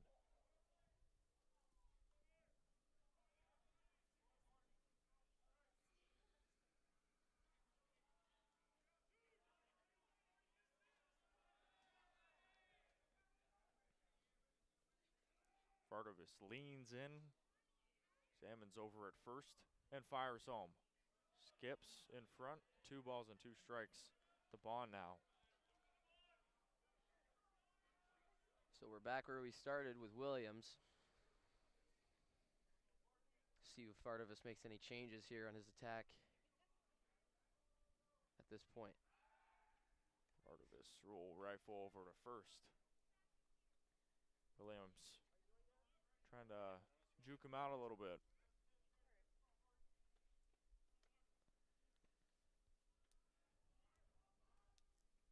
The 2-2 pitch. This one hit up the middle. That'll be a base hit. Keeps the inning alive for the Norse. They got 2 on with 2 out. And Rowe coming up. And once again, 2-2 count is the kryptonite of the batters. Or kryptonite of the pitchers, I should say. As now you're in an interesting spot. Runner in scoring position, 2 men on. Rowe 1 for 3 today. And we're going to get a meeting here. Not sure if we're going to make a move, but certainly a meeting.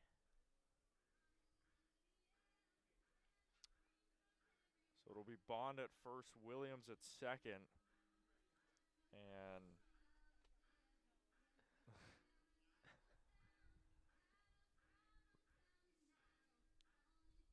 Special guest Will Paz.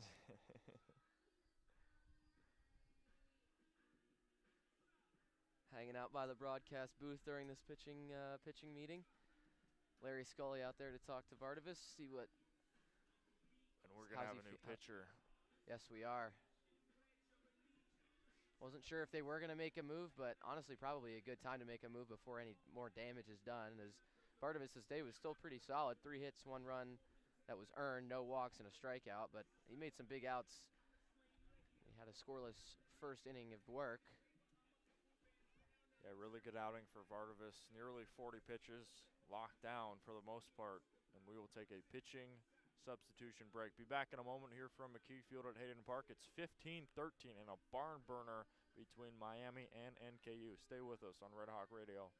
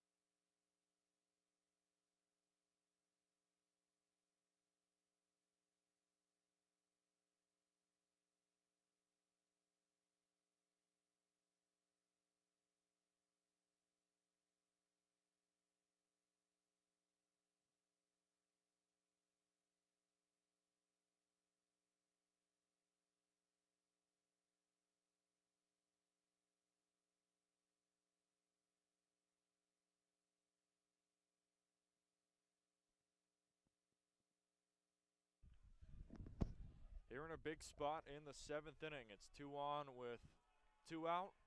And Brennan Rowe coming up to face Landon Looper, another veteran pitcher for Miami. Rowe 1 for 3 today. And he takes the first pitch ball that misses low.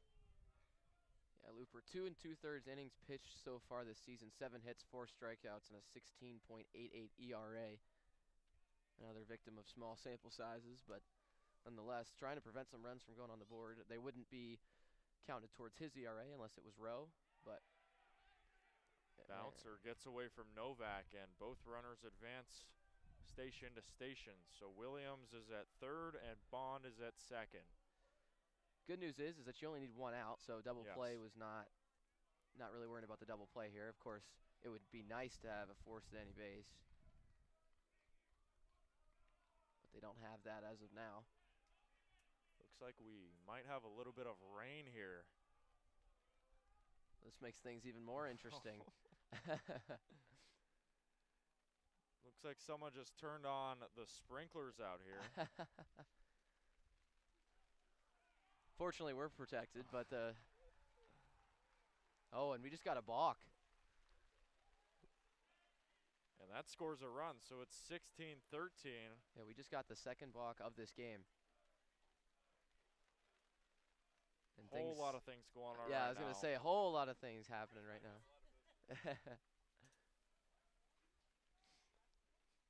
So we get rain starting to come down, and we also get a balk from Landon Looper that brings home another run. So 16-13 is our score.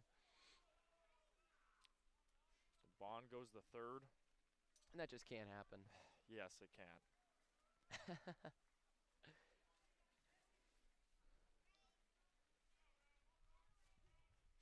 2-0 to Rowe. Wave on a miss. Strike 1.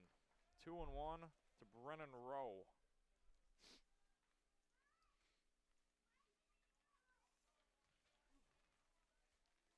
Rain isn't too much for now. Tapper on the left side, gonna be a tough play. Nice stop by Baker. Throw over to first, that one's not in time. So another run comes in, an RBI single for Brennan Rowe, and it is 17-13, Norse over the RedHawks. And a good play by Baker over at short. Another great defensive play by Baker at short, but not able to get up and make the play over to Applewick in time. Rowe's got some good speed, and he showed it off there. Back to a 4-run deficit, and we've got another mound visit. There's 2 pitchers up for the RedHawks in the bullpen. I'm curious to see if they go to them or if it's just a regular old mound visit like we've seen a lot of times throughout this game for both squads. Larry Scully's looking over towards the bullpen. He is not motioned over there yet. See Luke Ross warming up. Can't see the other one though. But they do have action. Yeah, it's quiet over in the Norse bullpen as well. Not surprisingly, as they don't need to be active here, but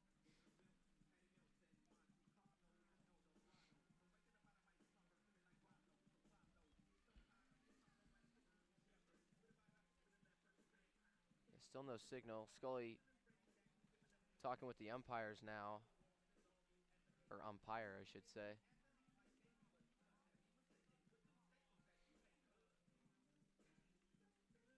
He is going to go to the bullpen. So Looper's leash was short. He only faced one batter through 4 pitches, and that'll bring in a new pitcher. It is Luke Ross. We will step away and be back in a moment for a pitching substitution here at McKie Field at Hayden Park. Stay with us. It's 17 NKU, 13 Miami here in the 7th.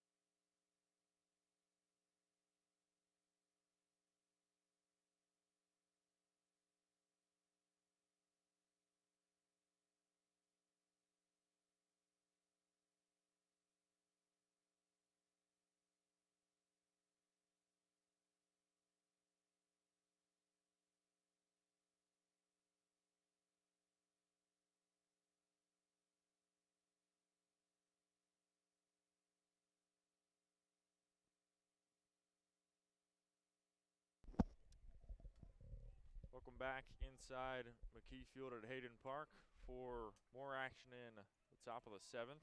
Jake Altman to face off against Luke Ross here for the RedHawks, relieving Landon Looper, who only threw 4 pitches. First one, Strike down the middle by Luke Ross. His ERA right now 99, but not indicative of his performance. He's given up 2 earned runs in a very small sample size. That's why we love early season baseball. You get to see crazy numbers like that. See, So infinite ERA. Yeah. You throw 1 pitch, you give up a home run, and you leave, never play again. Infinite ERA. I don't think I've ever seen a 99 ERA. That's pretty impressive. 1-1. Tapper over to first. Right there is Applewick. He tags on first, and that does it here in the 7th. It was a productive inning, though, for the Norse. They put up a 3 spot, and they increased their lead back up to 4. We'll step away, be back in a moment. Stretch time here from McKie Field at Hayden Park. RedHawks trailing by 4. See if they can come back.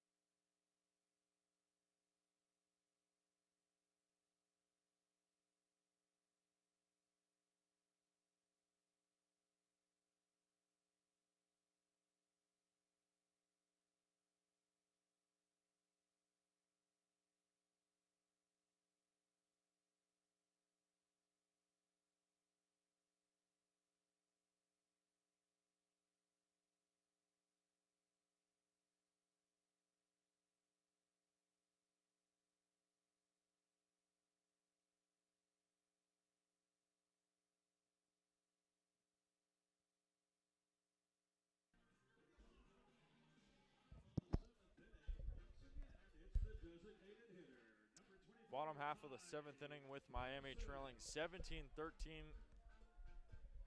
It's do or die time for the RedHawks. 9 outs remaining. Got to get 4 runs. It'll be Ty Bodicic, Tommy Harrison, and Ryan Novak to deal against Bartlett. First pitch, a ball down low to Ty Bodicic. 3 home runs today for him. Worth mentioning, not all in the same game, but yes. In total. In total, yeah. Still, though, doesn't matter. Pretty impressive. The 1-0 to Bodicic. He looks at a ball outside. 2-0. And the good news is that this part of the lineup is what started the rally last inning. 6 runs on the board for Miami, and it became that because of a Bodicic home run. And then Harrison flew out, but Novak and Krupinski and Buzzio all contributed to the scoreboard with 2 outs as well. 2-1. That one sneaks in there for a strike. 5, 6, and 7 against Bartlett. Big swing, big miss to Bodicic, and he's even here, 2-2.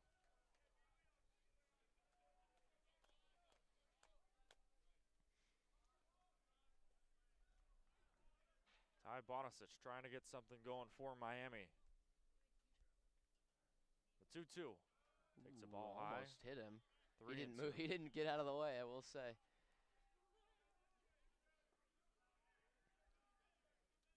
Looks like the rain is just a sprinkle now.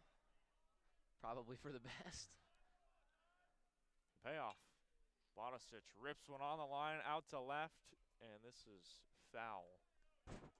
Add the distance, though. That's exactly what you're looking for if you're Bodicic. Good swing, good contact, just not able to keep it fair.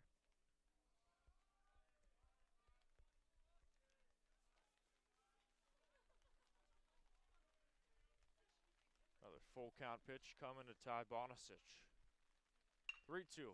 Grounder on the right side, gets past the diving Altman for a leadoff single. What a start. Ty Bodicic gets the party going here in the 7th. 3 for 4 on the day. Not too bad. Bodicic really swinging the bat well right now. You can just see it. He's seeing the ball really well from that batter's box and making good contact. Even on the foul balls that he's hitting, they're hard. I mean, that foul ball was 87 off the bat, but it sounded like more, and it had the distance that looked like for more. Harrison will take a strike on the first pitch. And that grounder through the infield, 95 off the bat.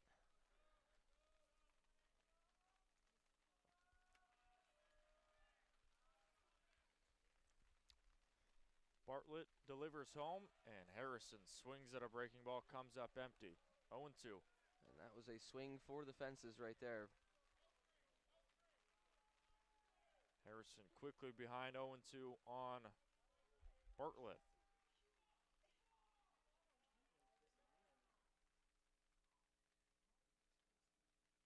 The 0-2 pitch. Harrison hits a high fly ball out to left, and it goes foul on top of Miami clubhouse. Ended up in the bullpen. Wow, watch out.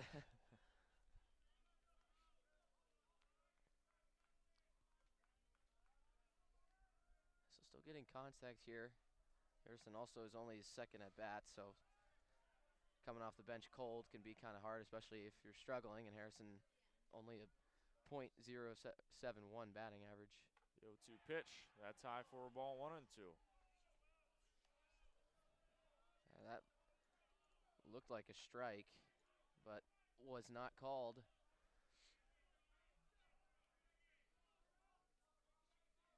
So it's a ball and 2 strikes to Tommy Harrison. Flew out in his last at bat. Clubs one foul on the right side, and we'll do it again. Yeah, he turned on that one just a little early.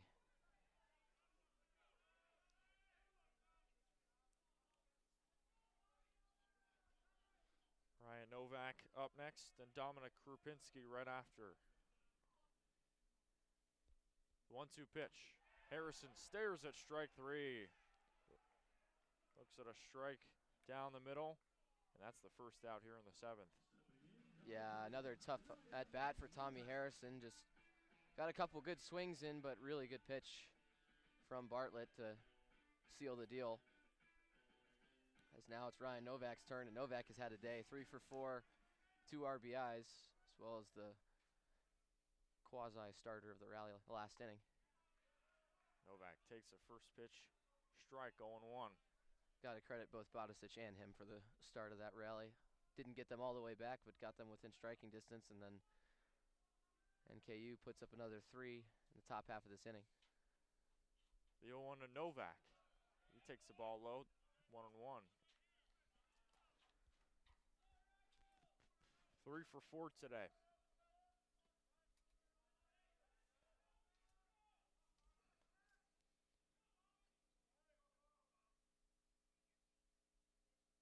The 1-1. And Novak takes another ball, 2-1. Back-to-back balls from Bartlett.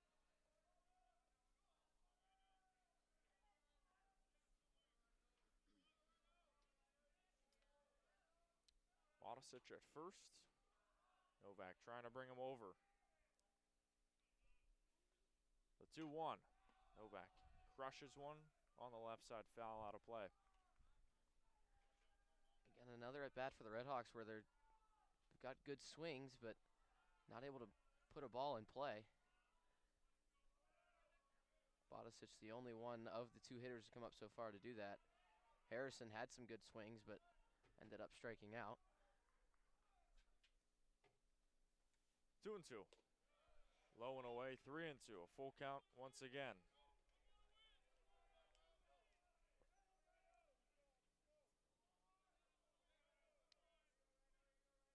Dominic Krupinski due up next for Miami.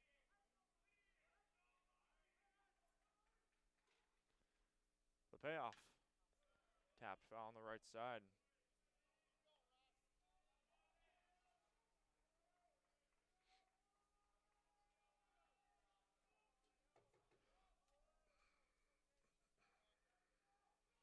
Bartlett battling it here with Novak. Bottom half of the 7th inning. The payoff. And this one hit him. So Novak gets a base, and with that, it'll be 2 on with 1 out here for Miami. Be a walk, actually. Looked like it hit him. So 2 on with 1 out. All up to Dominic Krapinski to keep the train moving. And once again, it's this part of the lineup that has come through big for Miami so far. Obviously still down 4 runs, but now Dominic Krapinski with a big spot here. Tried to check his swing, won't matter, ball 1.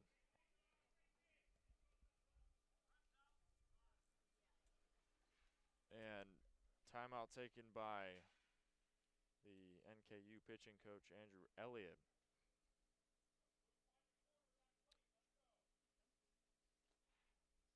After Krapinski, it'll be Buzzio, and then the lineup flips over. And that's big. You want to try and get through the bottom part of this lineup, obviously. If these guys have been big for you throughout this game, and then once you get Dylan Baker and Zarlingo up, those two have been fantastic as well. So a good few hitters here. Only 1 out, fortunately, as well, but you got to take advantage while you can. And 2 men on here. Like to see a big hit.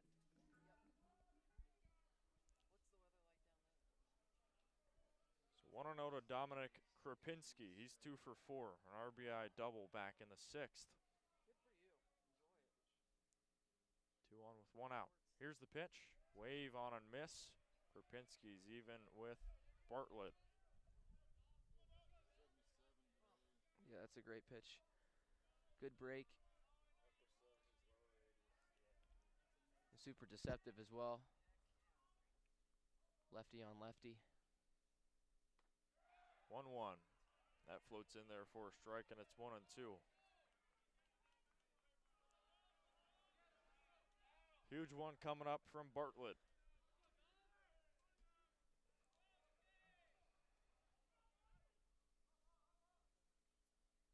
The 1-2 pitch. Krapinski cranks one foul on the left side. Will go again. See, that's a big swing. Loud foul ball. But again, another foul ball where just not able to keep it in play or put it in play. Another swing, I should say, where you're not able to put the ball in play.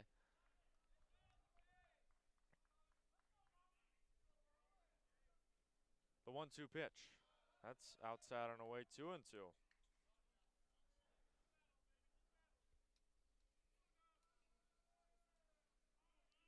Got Novak at first and Bosic at second.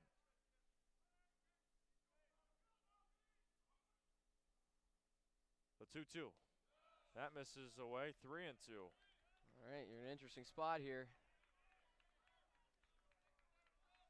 Still a base open, but you would load the bases with 1 out, and Blake Buzzio on deck, number 9 hitter, and then the lineup flips over like we just talked about.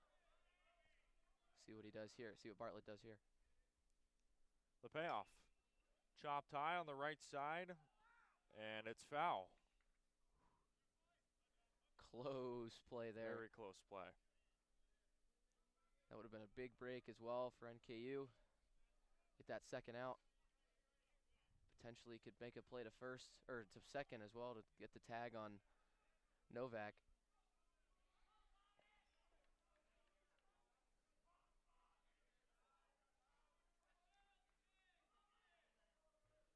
Bartlett's payoff, and this one crushed in the air out to left. Going back is Davenport. It's at the track. He's under it to make the catch, and both runners will stay at their respective bases. That one was crushed off of the bat. Thought it would have gone a lot more. Yeah, it just didn't have the distance. Had the height for sure. 97 off the bat. 328, and that wall is 332 over in left field. And then I guess right where he was, probably about 340. So 328 just missed it. That would have been a huge hit. Nonetheless, NKU comes out with an out. Like Buzzio swings and misses at the first pitch. Breaking ball from Bartlett.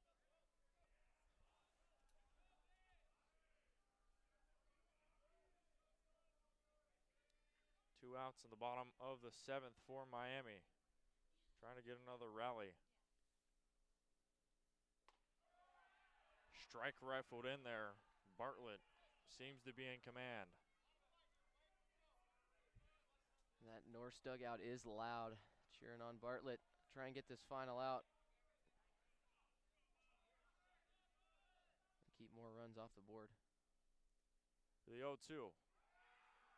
That's low. Ooh. The entire Norse team wanted that including strike to Bartlett. count. Bartlett was walking off the mound. Go again. That's a good pitch, though, right in the spot you want it. And if you're Buzzio, you got to start swinging at something.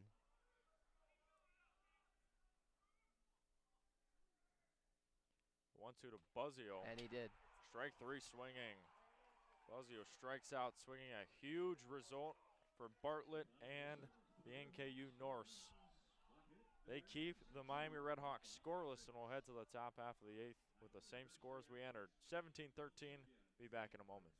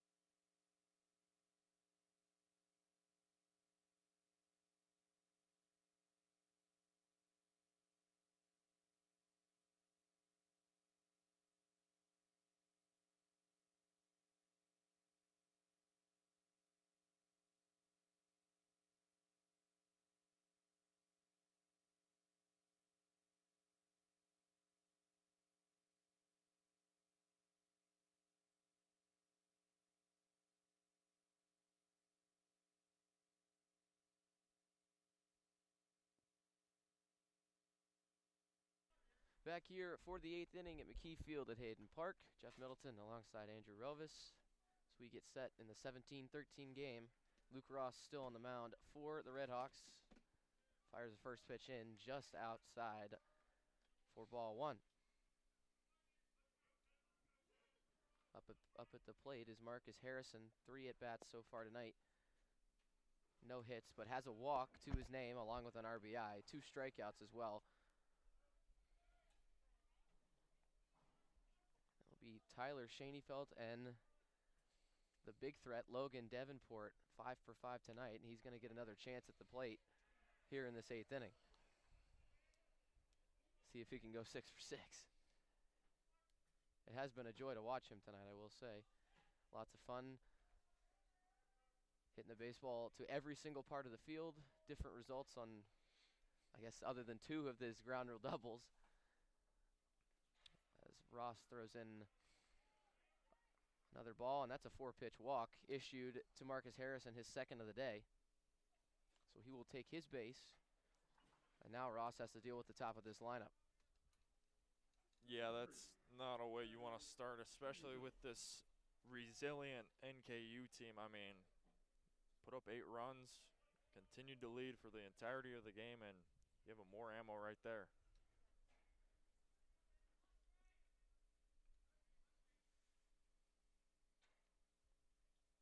Ross deals. Schoenfeld again shows bunt, but pulls back, so ball 1.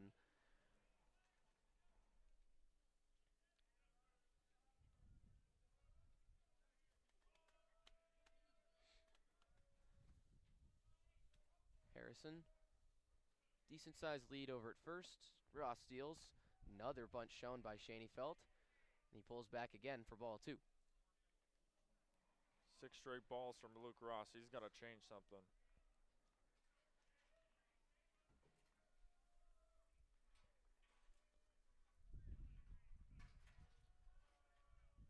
2-0 from Ross. Schoenfeld shows bunt. He lays it down this time. Applewick has to make the play. He throws over to first. And Schoenfeld is out, but the bunt works as Harrison moves over to second base and is in scoring position now. And now it's Logan Davenport looking to go 6 for 6. Not a good recipe either. You give him an RBI runner in scoring position. More fuel to the fire for him. No rest for the weary. And they're just going to intentionally walk him. Not really a surprise, especially with the man in scoring position and double play possibility now. All you need is a quick ground ball. And with Davenport being 5 for 5 and responsible for 4 of the runs that the Norse have scored, not surprised at that decision at all. And now it's Gabe Miranda up 1 for 4 on the day. Has an RBI and a strikeout as well. Lefty on lefty. Ross steals the first pitch low. It's 1-0. Yeah, and Ross's command has not been good in this inning at all. I mean, he struggled with just trying to find the strike zone. Gotta get it going here.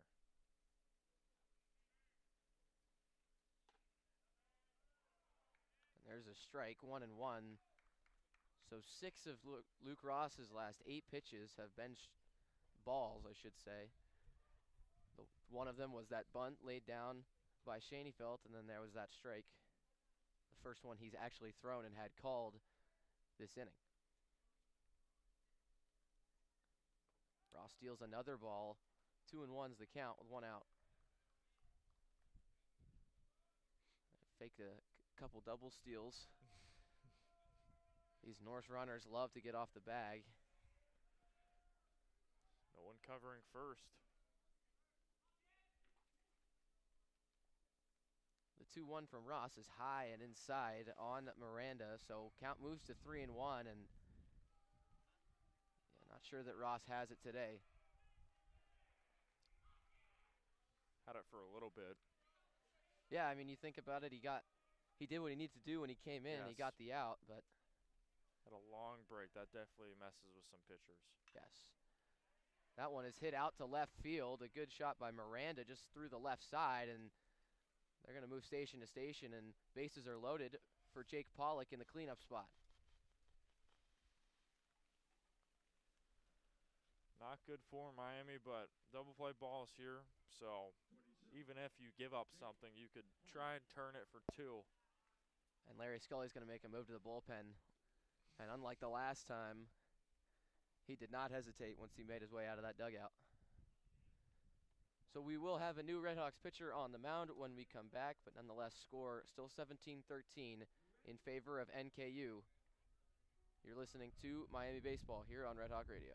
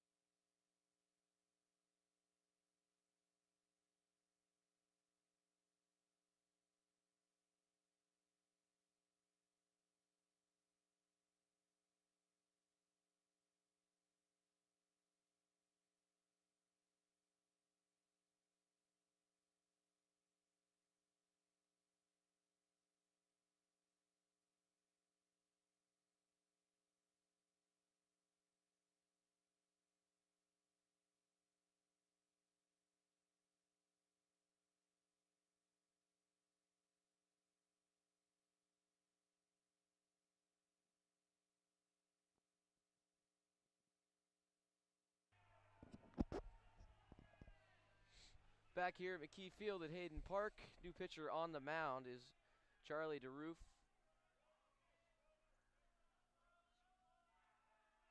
First year playing college baseball. He's a freshman from Hebron, Kentucky. Went to Covington Catholic High School. 6'1", 210, right-hander. Same high school as Reese Potter. Interesting, I did not know that. They're different grades, though. They probably were in the same area with each other at some point.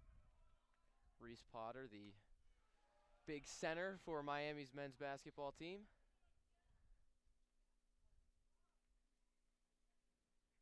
And we already have an issue with, once again, another problem with the technology being used on the wrists of the pitchers. That's what they use to call the pitches that they're going to throw, and Deriff is going to need another one. Sorry, I had it wrong. It is Evan Ipsaro who went to Covington Catholic. Okay. Reese Potter went to Lexington Catholic. Either way, cool connection, and this game is now a 4-hour-long baseball game. Not often these days that you see that, but no. When the score is 17-13, that's going to be what it is. It's been a fun one for sure.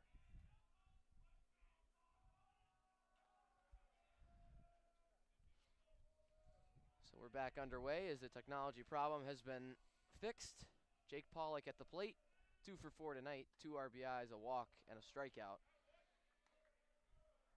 As Deriff deals that first strike of the game for him, 2-1 is the count with 1 out here. Bases are loaded. Double play opportunity, but need to keep the ball on the ground, as that one's high and outside. 3-1, no place to put Pollock, and in a 17-13 game, you need to make sure you're not giving up as many runs as you can. The Norse dugout is loud. 3-1 is low for ball 4, and that'll walk home a run.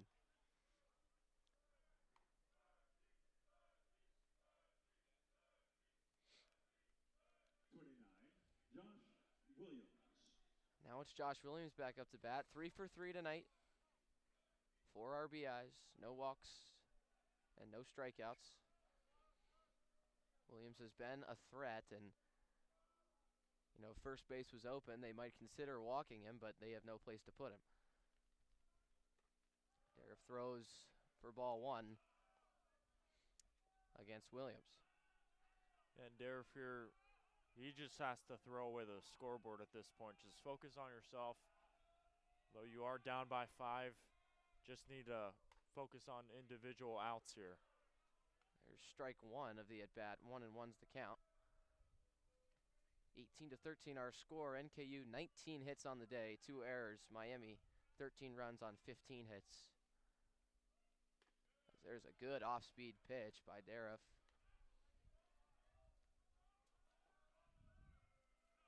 The count moves to 1-2. Second collegiate appearance here for DeRuff. Kind of thrown into the fire, but this is where real players are born. That one's high and away. 2-2 on Williams.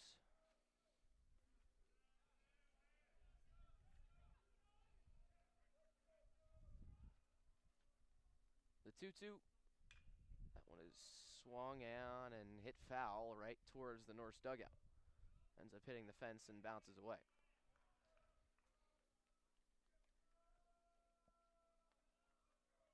RedHawks have used up a ton of arms tonight. That's right. No Carson Byers either.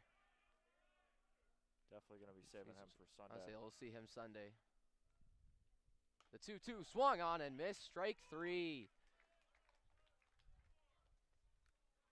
So after issuing a walk, DeRuff orders up a strikeout for the second out of the top of the 8th. And now it's Sam Bond, 2 for 4 on the night. You can see him settling in now. That's exactly what you want to see from a freshman. Go right for the jugular, and he did not miss. Second out. Yeah, Great pitch there from the first-year righty. That one is chopped high. DeRuff is going to make the tag. No, he didn't. He did not make the tag, so the runner comes home and scores. DeRuff looking towards the dugout, curious if they'll challenge, but home plate umpire Stephen Miller called him safe. And now the Norse move up 6 runs. So no challenge coming from manager Brian Smiley, and the RedHawks really didn't see enough, as that'll be the 20th hit of the game for NKU. That one was played back to DeRuff, but it was fouled. Yeah, on that play at home, wasn't that DeRuff wasn't going 100%. It's just that Miranda had a lot more energy, a lot more speed in there, saved up, and close play, but unfortunately the race goes to NKU, and now we got a ton of rain coming down.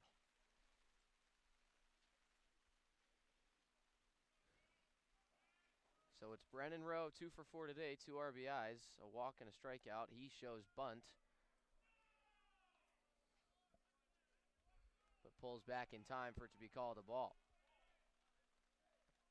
1-1 the count, 2 outs. Ruff trying to find a way out of this jam.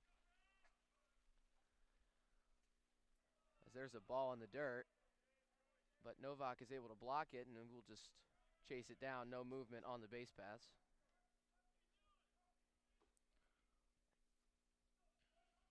Just need one more here. Just gotta find a way to get it out. Play at any base. Honestly, it was a good play at home. Just wasn't able to dive and reach out in time. Swing and a miss there for strike 2 from Rowe. Good pitch on the outside by DeRuff. Yeah, I've liked the way he's attacked the strike zone. He's doesn't seem like a freshman based off of that mentality. Yeah.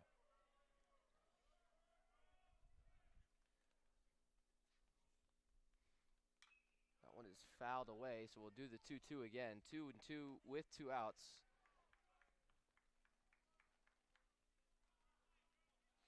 Rain is off and on here in Oxford.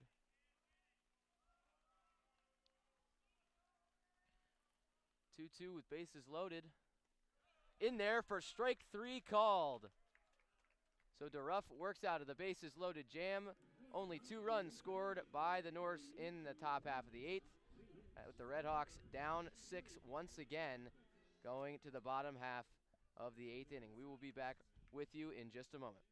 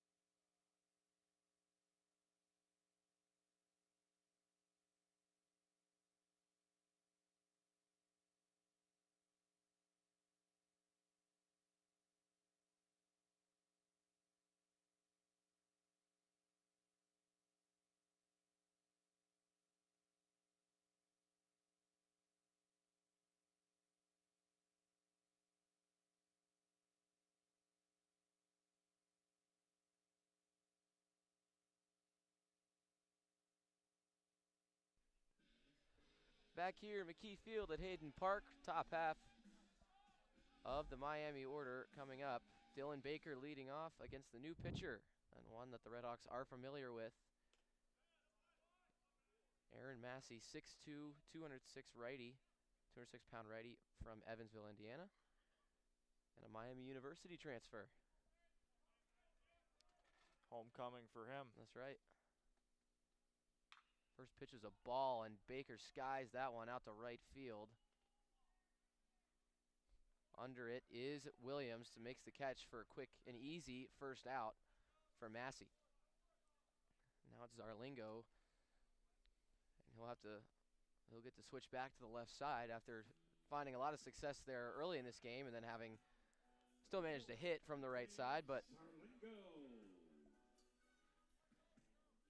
feels like he's had the most success on the left yeah, I was side. gonna say not say he looks more comfortable, but feels as when we watch him play his best is from the left side.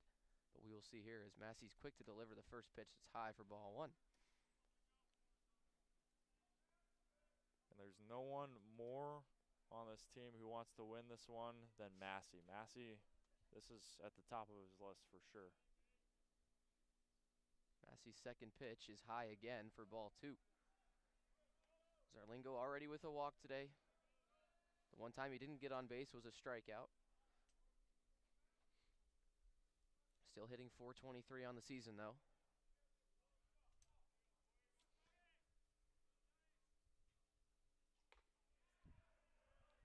As Massey throws that one in for strike one, excuse me. Third pitch of the at-bat.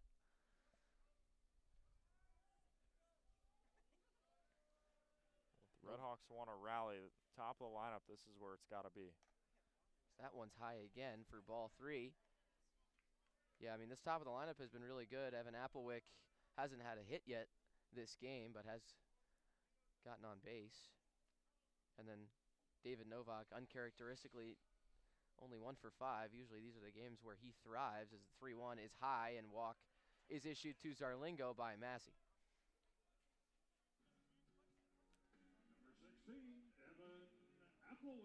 So Applewick 0 for 2 today, but 2 walks and an RBI as well. .364 average on the season so far. 4 home runs, 16 RBIs. He's a guy who can change the game with one swing of the bat. That's right. And down 6, you're going to need it. Yep. Need everything you can get here. 5 outs remaining.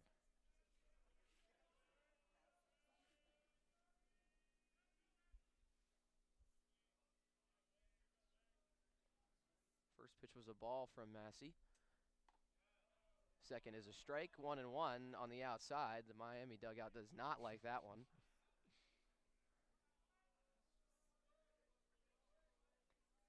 But unfortunately, they cannot change the call. Unfortunately for them. The 1-1 is in the turf, and it gets by Bond, and Zarlingo's going to take second base. So now a man in scoring position for Applewick.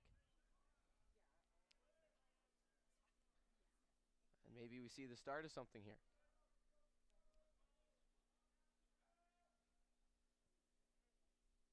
Can't see a bunt here, especially with the limited outs remaining. Yep.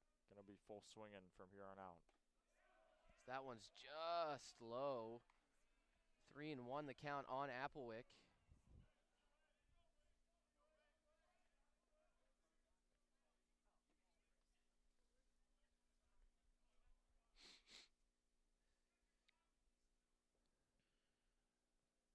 The 3-1 is outside, so another walk issued by Massey. Pitch count up to 12 now. And now David Novak comes up to the plate, 1 for 5 on the day, comes up to the plate with 2 men on, one of which is in scoring position. Then up after him is the power threat Ty Bodicic. So Massey's going to have to be careful here. Yeah, if they somehow get Bodicic up with the bases loaded, don't know what you would do. Novak swings and misses at strike 1.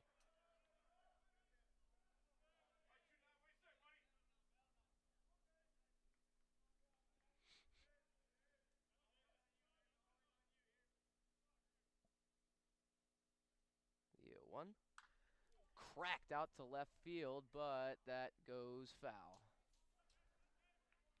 So good contact from David Novak, but not able to put it in play, as he will come back and try and do that again. Had a sweet sound off of the bat That's of that right. one, but again, like a lot of these Miami swings. 109 miles Wow. per hour off the bat of David Novak, so he crushed that ball. Unfortunately, just not able to keep it between the lines. 0-2 on Novak. He cracks that one out to left center field, and it is gone! A home run for David Novak, a 3-run bomb. So 109 miles per hour foul and 102 miles per hour off the bat over the left center field wall. Absolutely nothing that Tyler Schoenfeld could do about that one, as he stopped running in the middle of the field. Have yourself a day, David Novak. What a swing there. Another home run to straightaway center and showing off the big man power.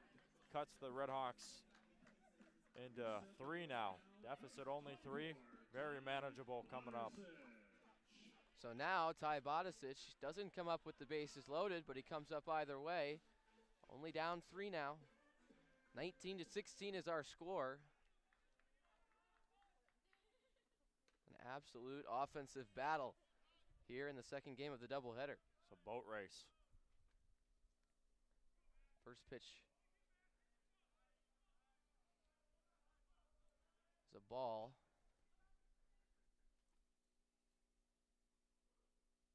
Second one, Bodicic frustrated with himself for not holding up. Checked his swing, but did it too late. So 1-1 is the count with 1 out here in the bottom of the 8th.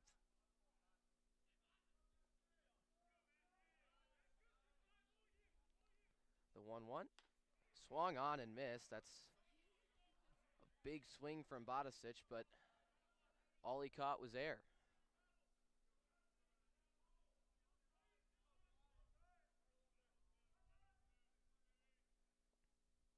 The 1-2. Just outside the NKU dugout. Unhappy with that one, as it has been a tight zone so far tonight, and through these, especially through these middle innings. The 2-2, Bodicic chops at that one, but it's sent out of play.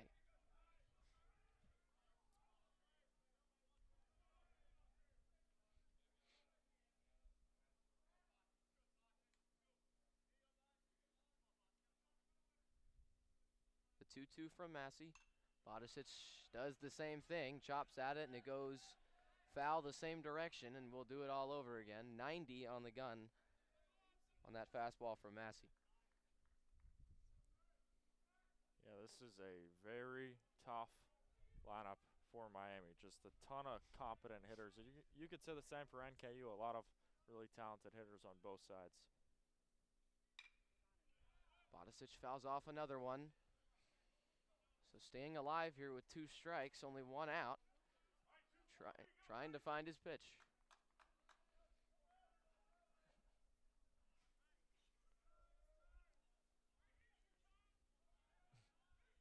The 2-2 once more. Bounces in the dirt, and count moves full, 3-2.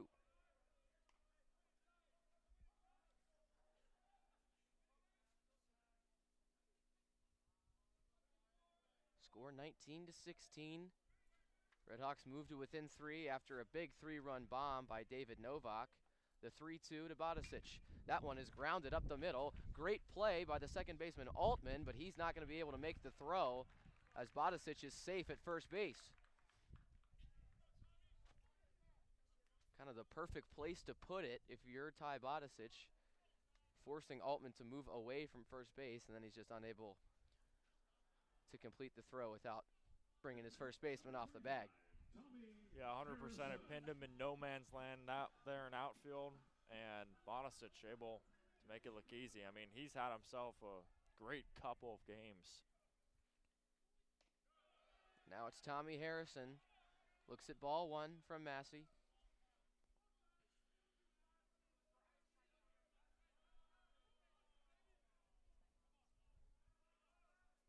On first is Bodicic.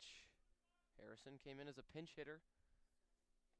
And he looks at ball 2 in the dirt.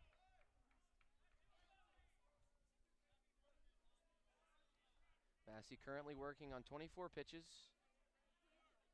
Yeah, Massey's got to slow down here. Seems like he's out of his groove right now. The 2-0 is in for strike 1. Good breaking ball there, just to find the zone. Massey currently at 2 hits, given up 3 earned runs and 2 walks, no strikeouts for the Miami transfer.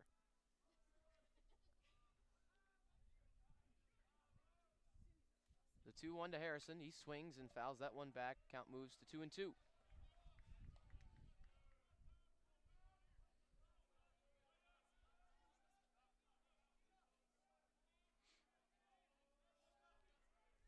Huge pitch coming up here from Massey. We'll see if he goes off speed his next one. The 2-2. He does. Swing, strike 3. Harrison not going to run to first because of Bodicic's occupation there. So now Harrison moves to 0-3 on the day. And now Ryan Novak up with 2 outs, and this is where the rally got started for the RedHawks in the 6th inning. Ryan Novak coming up after a huge home run with 2 outs. See if he can recreate that magic here.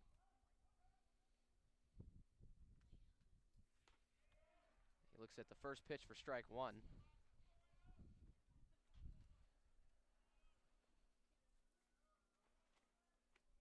Dominic Krupinski on deck. Blake Buzzio in the hole. The 0-1. Swung on, but foul over to the right side. So the count moves 0-2.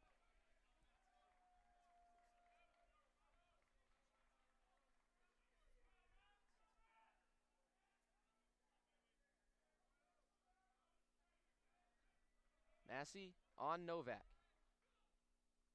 The 0-2 is low for ball 1.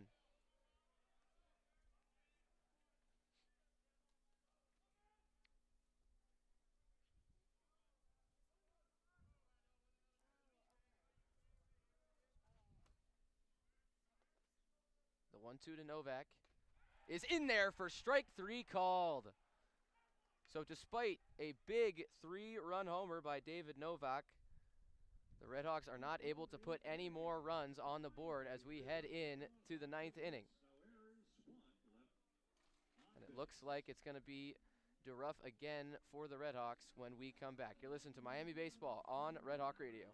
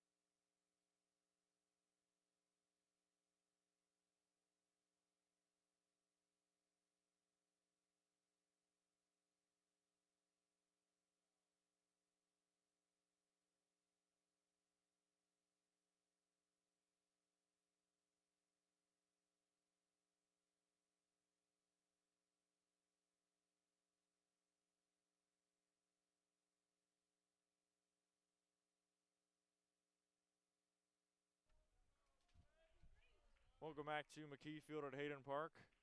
Top half of the 9th inning, the home stretch. It's NKU 19, Miami 16, a 3-run deficit separating these two clubs.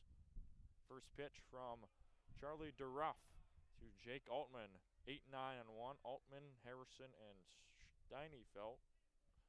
That first one misses 4 balls, 1-0. Second one misses low, 2-0. Charlie DeRuff, a freshman, being thrown into the fire right now for the RedHawks.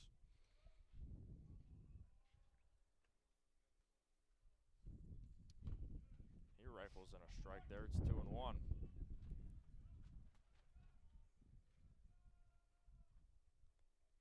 Altman is 1 for 5. And DeRuff rifles in a strike there. It's 2-2 over the heart of the plate.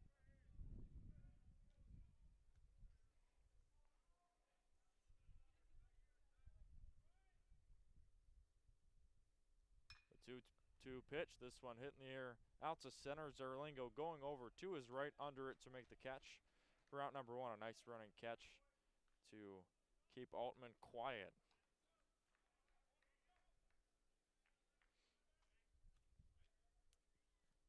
So with one away quickly, here is Marcus Harrison of NKU.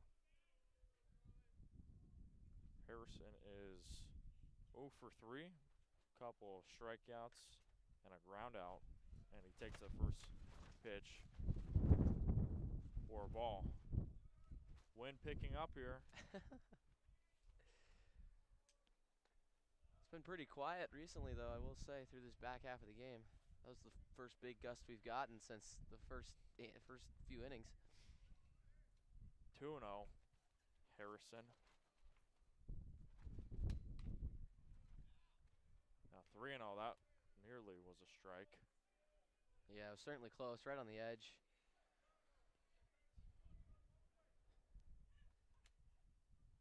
The 3-0. Slider that floats in there for a strike. 3 balls and 1.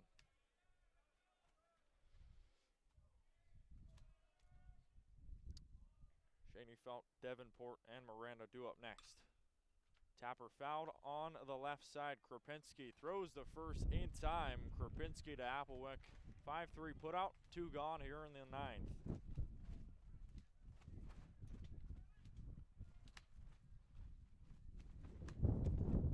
So 5-3 put out is the second out here in the 9th inning. Charlie DeRuff trying to keep this Miami offense back on the field. Tyler Schoenfeld. Wind starting to pick up now.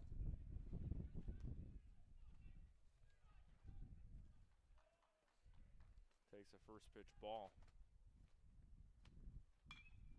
And Schoenfeld lifts one in the air out to right. This will go bouncing to split the gap into right field.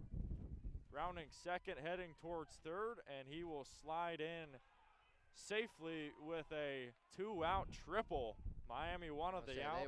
They want a review. Yeah, they're going to challenge. Looks like we will review this one. It was certainly close.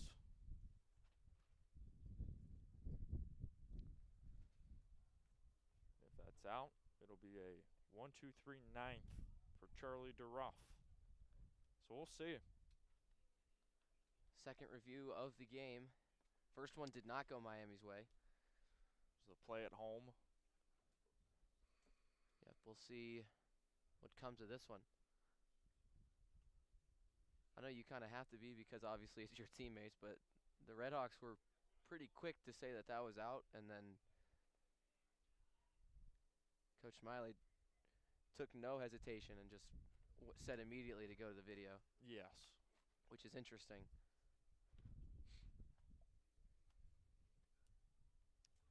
Yeah, he definitely had a better view than us. Yeah. Yeah, it's a tough play. I don't blame Schoenfeld trying to stretch a double into a triple. It's a good hit, made it all the way to the wall. The umpires are taking a good long look at this one.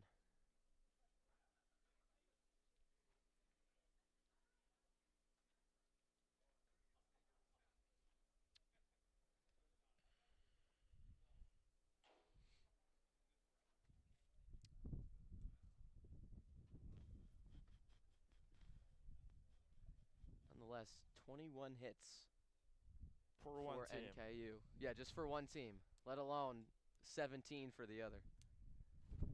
So we've talked about this off air, but this might be one of the craziest baseball games, if not the craziest baseball game I've ever watched. And he's out. Wow. What a throw from to the outfield to gun down Schoenfeld, and that's going to do it here at home. So heading to the bottom half of the ninth inning, do or die time for the RedHawks. Can they come back and win this one and grab 2 consecutive wins against NKU? Find out in a moment here on Red Hawk Radio.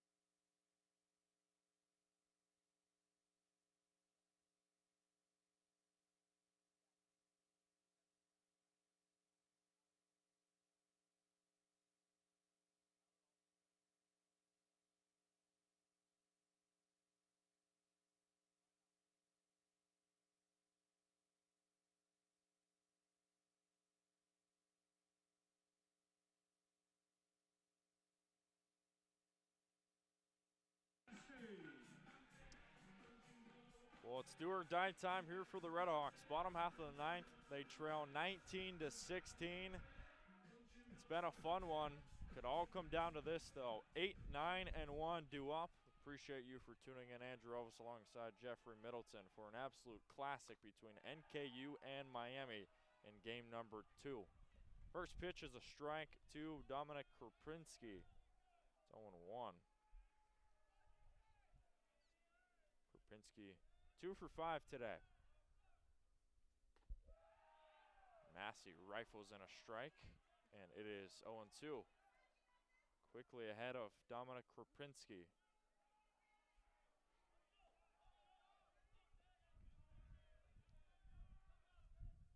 The 0-2 pitch, outside and away, 4-ball, 1-2. RedHawks down to their final 3 outs.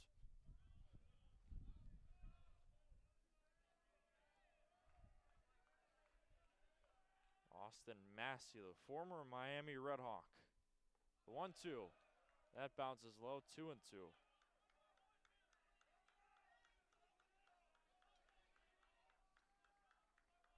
This game about 4.5 hours long. 2-2. Grounder on the right side. Fielded by Altman. Throws to Miranda at first in time, and that's the first out here in the ninth.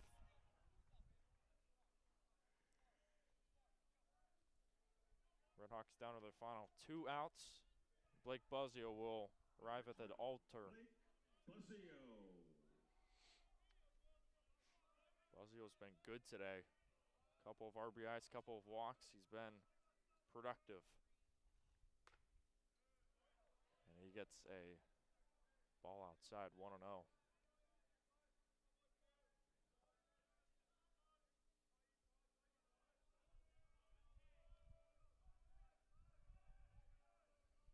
The 1-0. That's in there for a strike, and it's 1-1 on the veteran utility player.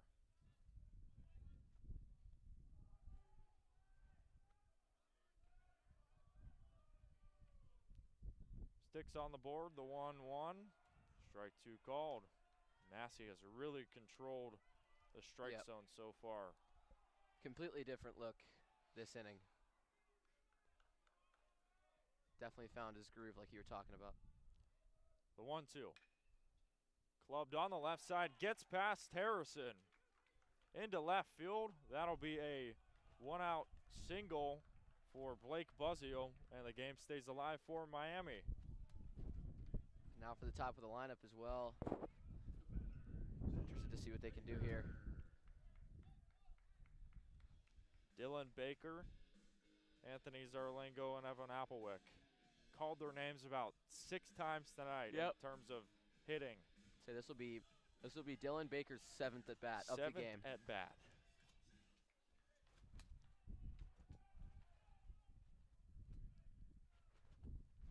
Dylan Baker's first pitch is a ball outside and away, 1-0. 3-run game. Miami trying to win the series.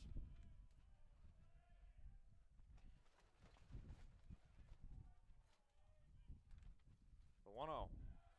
Baker stares at a strike on the outside edge, 1-1.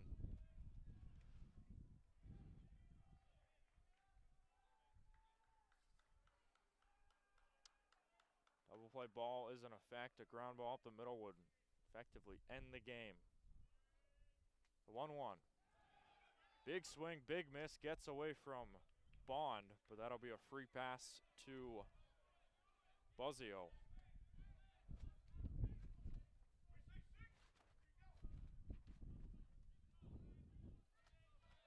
So Buzzio at second, runner in scoring position. Say no more double play as well. It's big. Massey's 1-2 pitch. Baker hits this one well in the air out to center. Going back is Schoenfeld. It's at the track. It's at the wall. It's gone!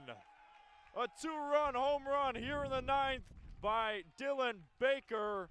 A Baker bomb brings this one within 1. It's NKU 19, Miami 18 here in the 9th. Wow, what a shot from Dylan Baker. An absolutely huge home run that lights up this Miami RedHawks dugout. These boys are fired up. And then up next is Anthony Zarlingo, 3 for 4 with 2 RBIs and 2 walks today. So here we go. Hope you tuned in the entire game because this is what it all comes down to. 19-18 our score. Anthony Zarlingo fouls one back. It's been within 1 before. 14-13 back in, I believe it was the 6th or 7th. In the 7th, 14-13 before NKU got 3 more. Zarlingo takes the ball upstairs. We've seen a ton of home runs too. That's right. Ton of extra bases, a lot of offense for both these teams. Zarlingo trying to add some more. 1 ball and 1 strike to him. Takes the ball that bounces low, 2-1. Miami can somehow win this one. This is going to be an all-time historic victory. Yep. Tone setter for the rest of the season. The 2-1. That's a strike, 2-2.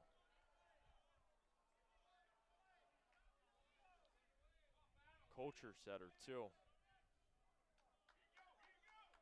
I mean, they can win this one. It really took every single ounce. Yeah.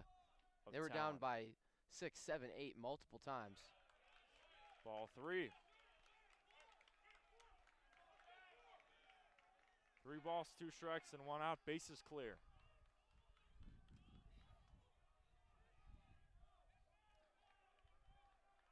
Full count. Austin Massey delivers home. Ball 4.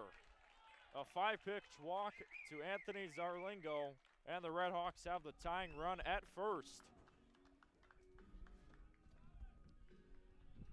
And you got Evan Applewick with a potential winning run at home plate.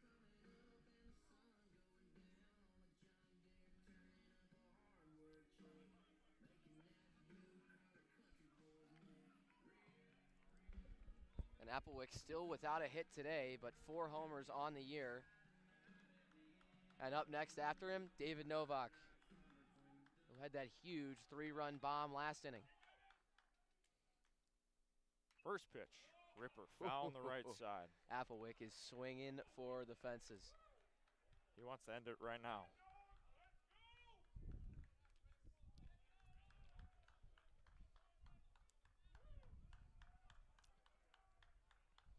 Zarlingo at first. Miami trailing 19-18. The 0-1 pitch. Ooh. Clubbed foul on the right side, 0-2. That was a good pitch to swing at. Applewick just got under it. 78 on the gun, and it was hanging for a moment.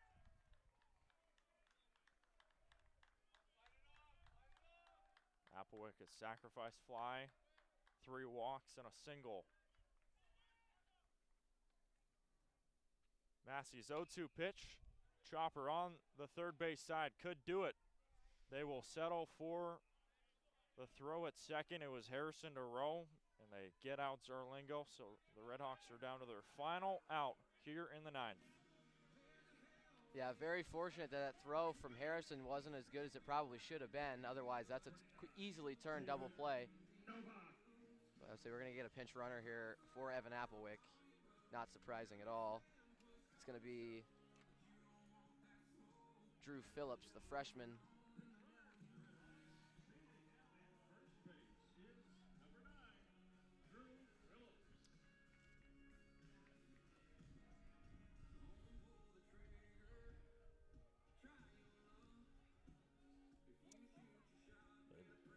David Novak comes back to the altar. Miami trailing 19-18. We have had a roller coaster of a game. First pitch. Ooh. Big swing, big miss, downstairs in the turf. Yeah, and I think Massey knew that Novak was going to be swinging for the fences there. He could just throw the ball wherever he wanted. Ended up in the dirt. Novak still swung. 0-1 to David Novak. He had a 3-run homer in the 8th inning. Another big swing and a miss. Quickly behind 0-2, and the RedHawks are down to their final strike. All comes down to this.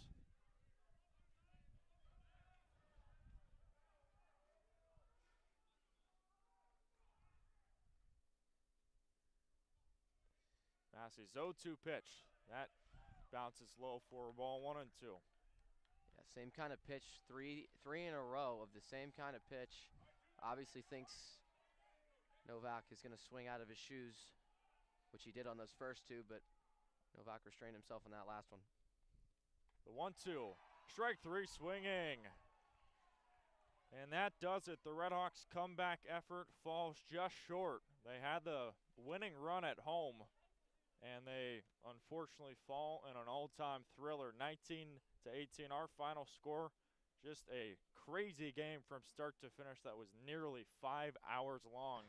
We hope you enjoyed it because it was a crazy, crazy game, but NKU wins game 2, and they're looking to win the rubber match on Sunday. Should be a fun one at 1 o'clock. Here is the final line score for today's second game, doubleheader. For the Norse, 19 runs across. We appreciate you for tuning in. The final score, 19-18, NKU over Miami. We hope you tune in for our final game on Sunday between Northern Kentucky and Miami. Should be a good one at 1 o'clock. No game tomorrow. As a reminder, we'll have the game on Red Hawk Radio as well.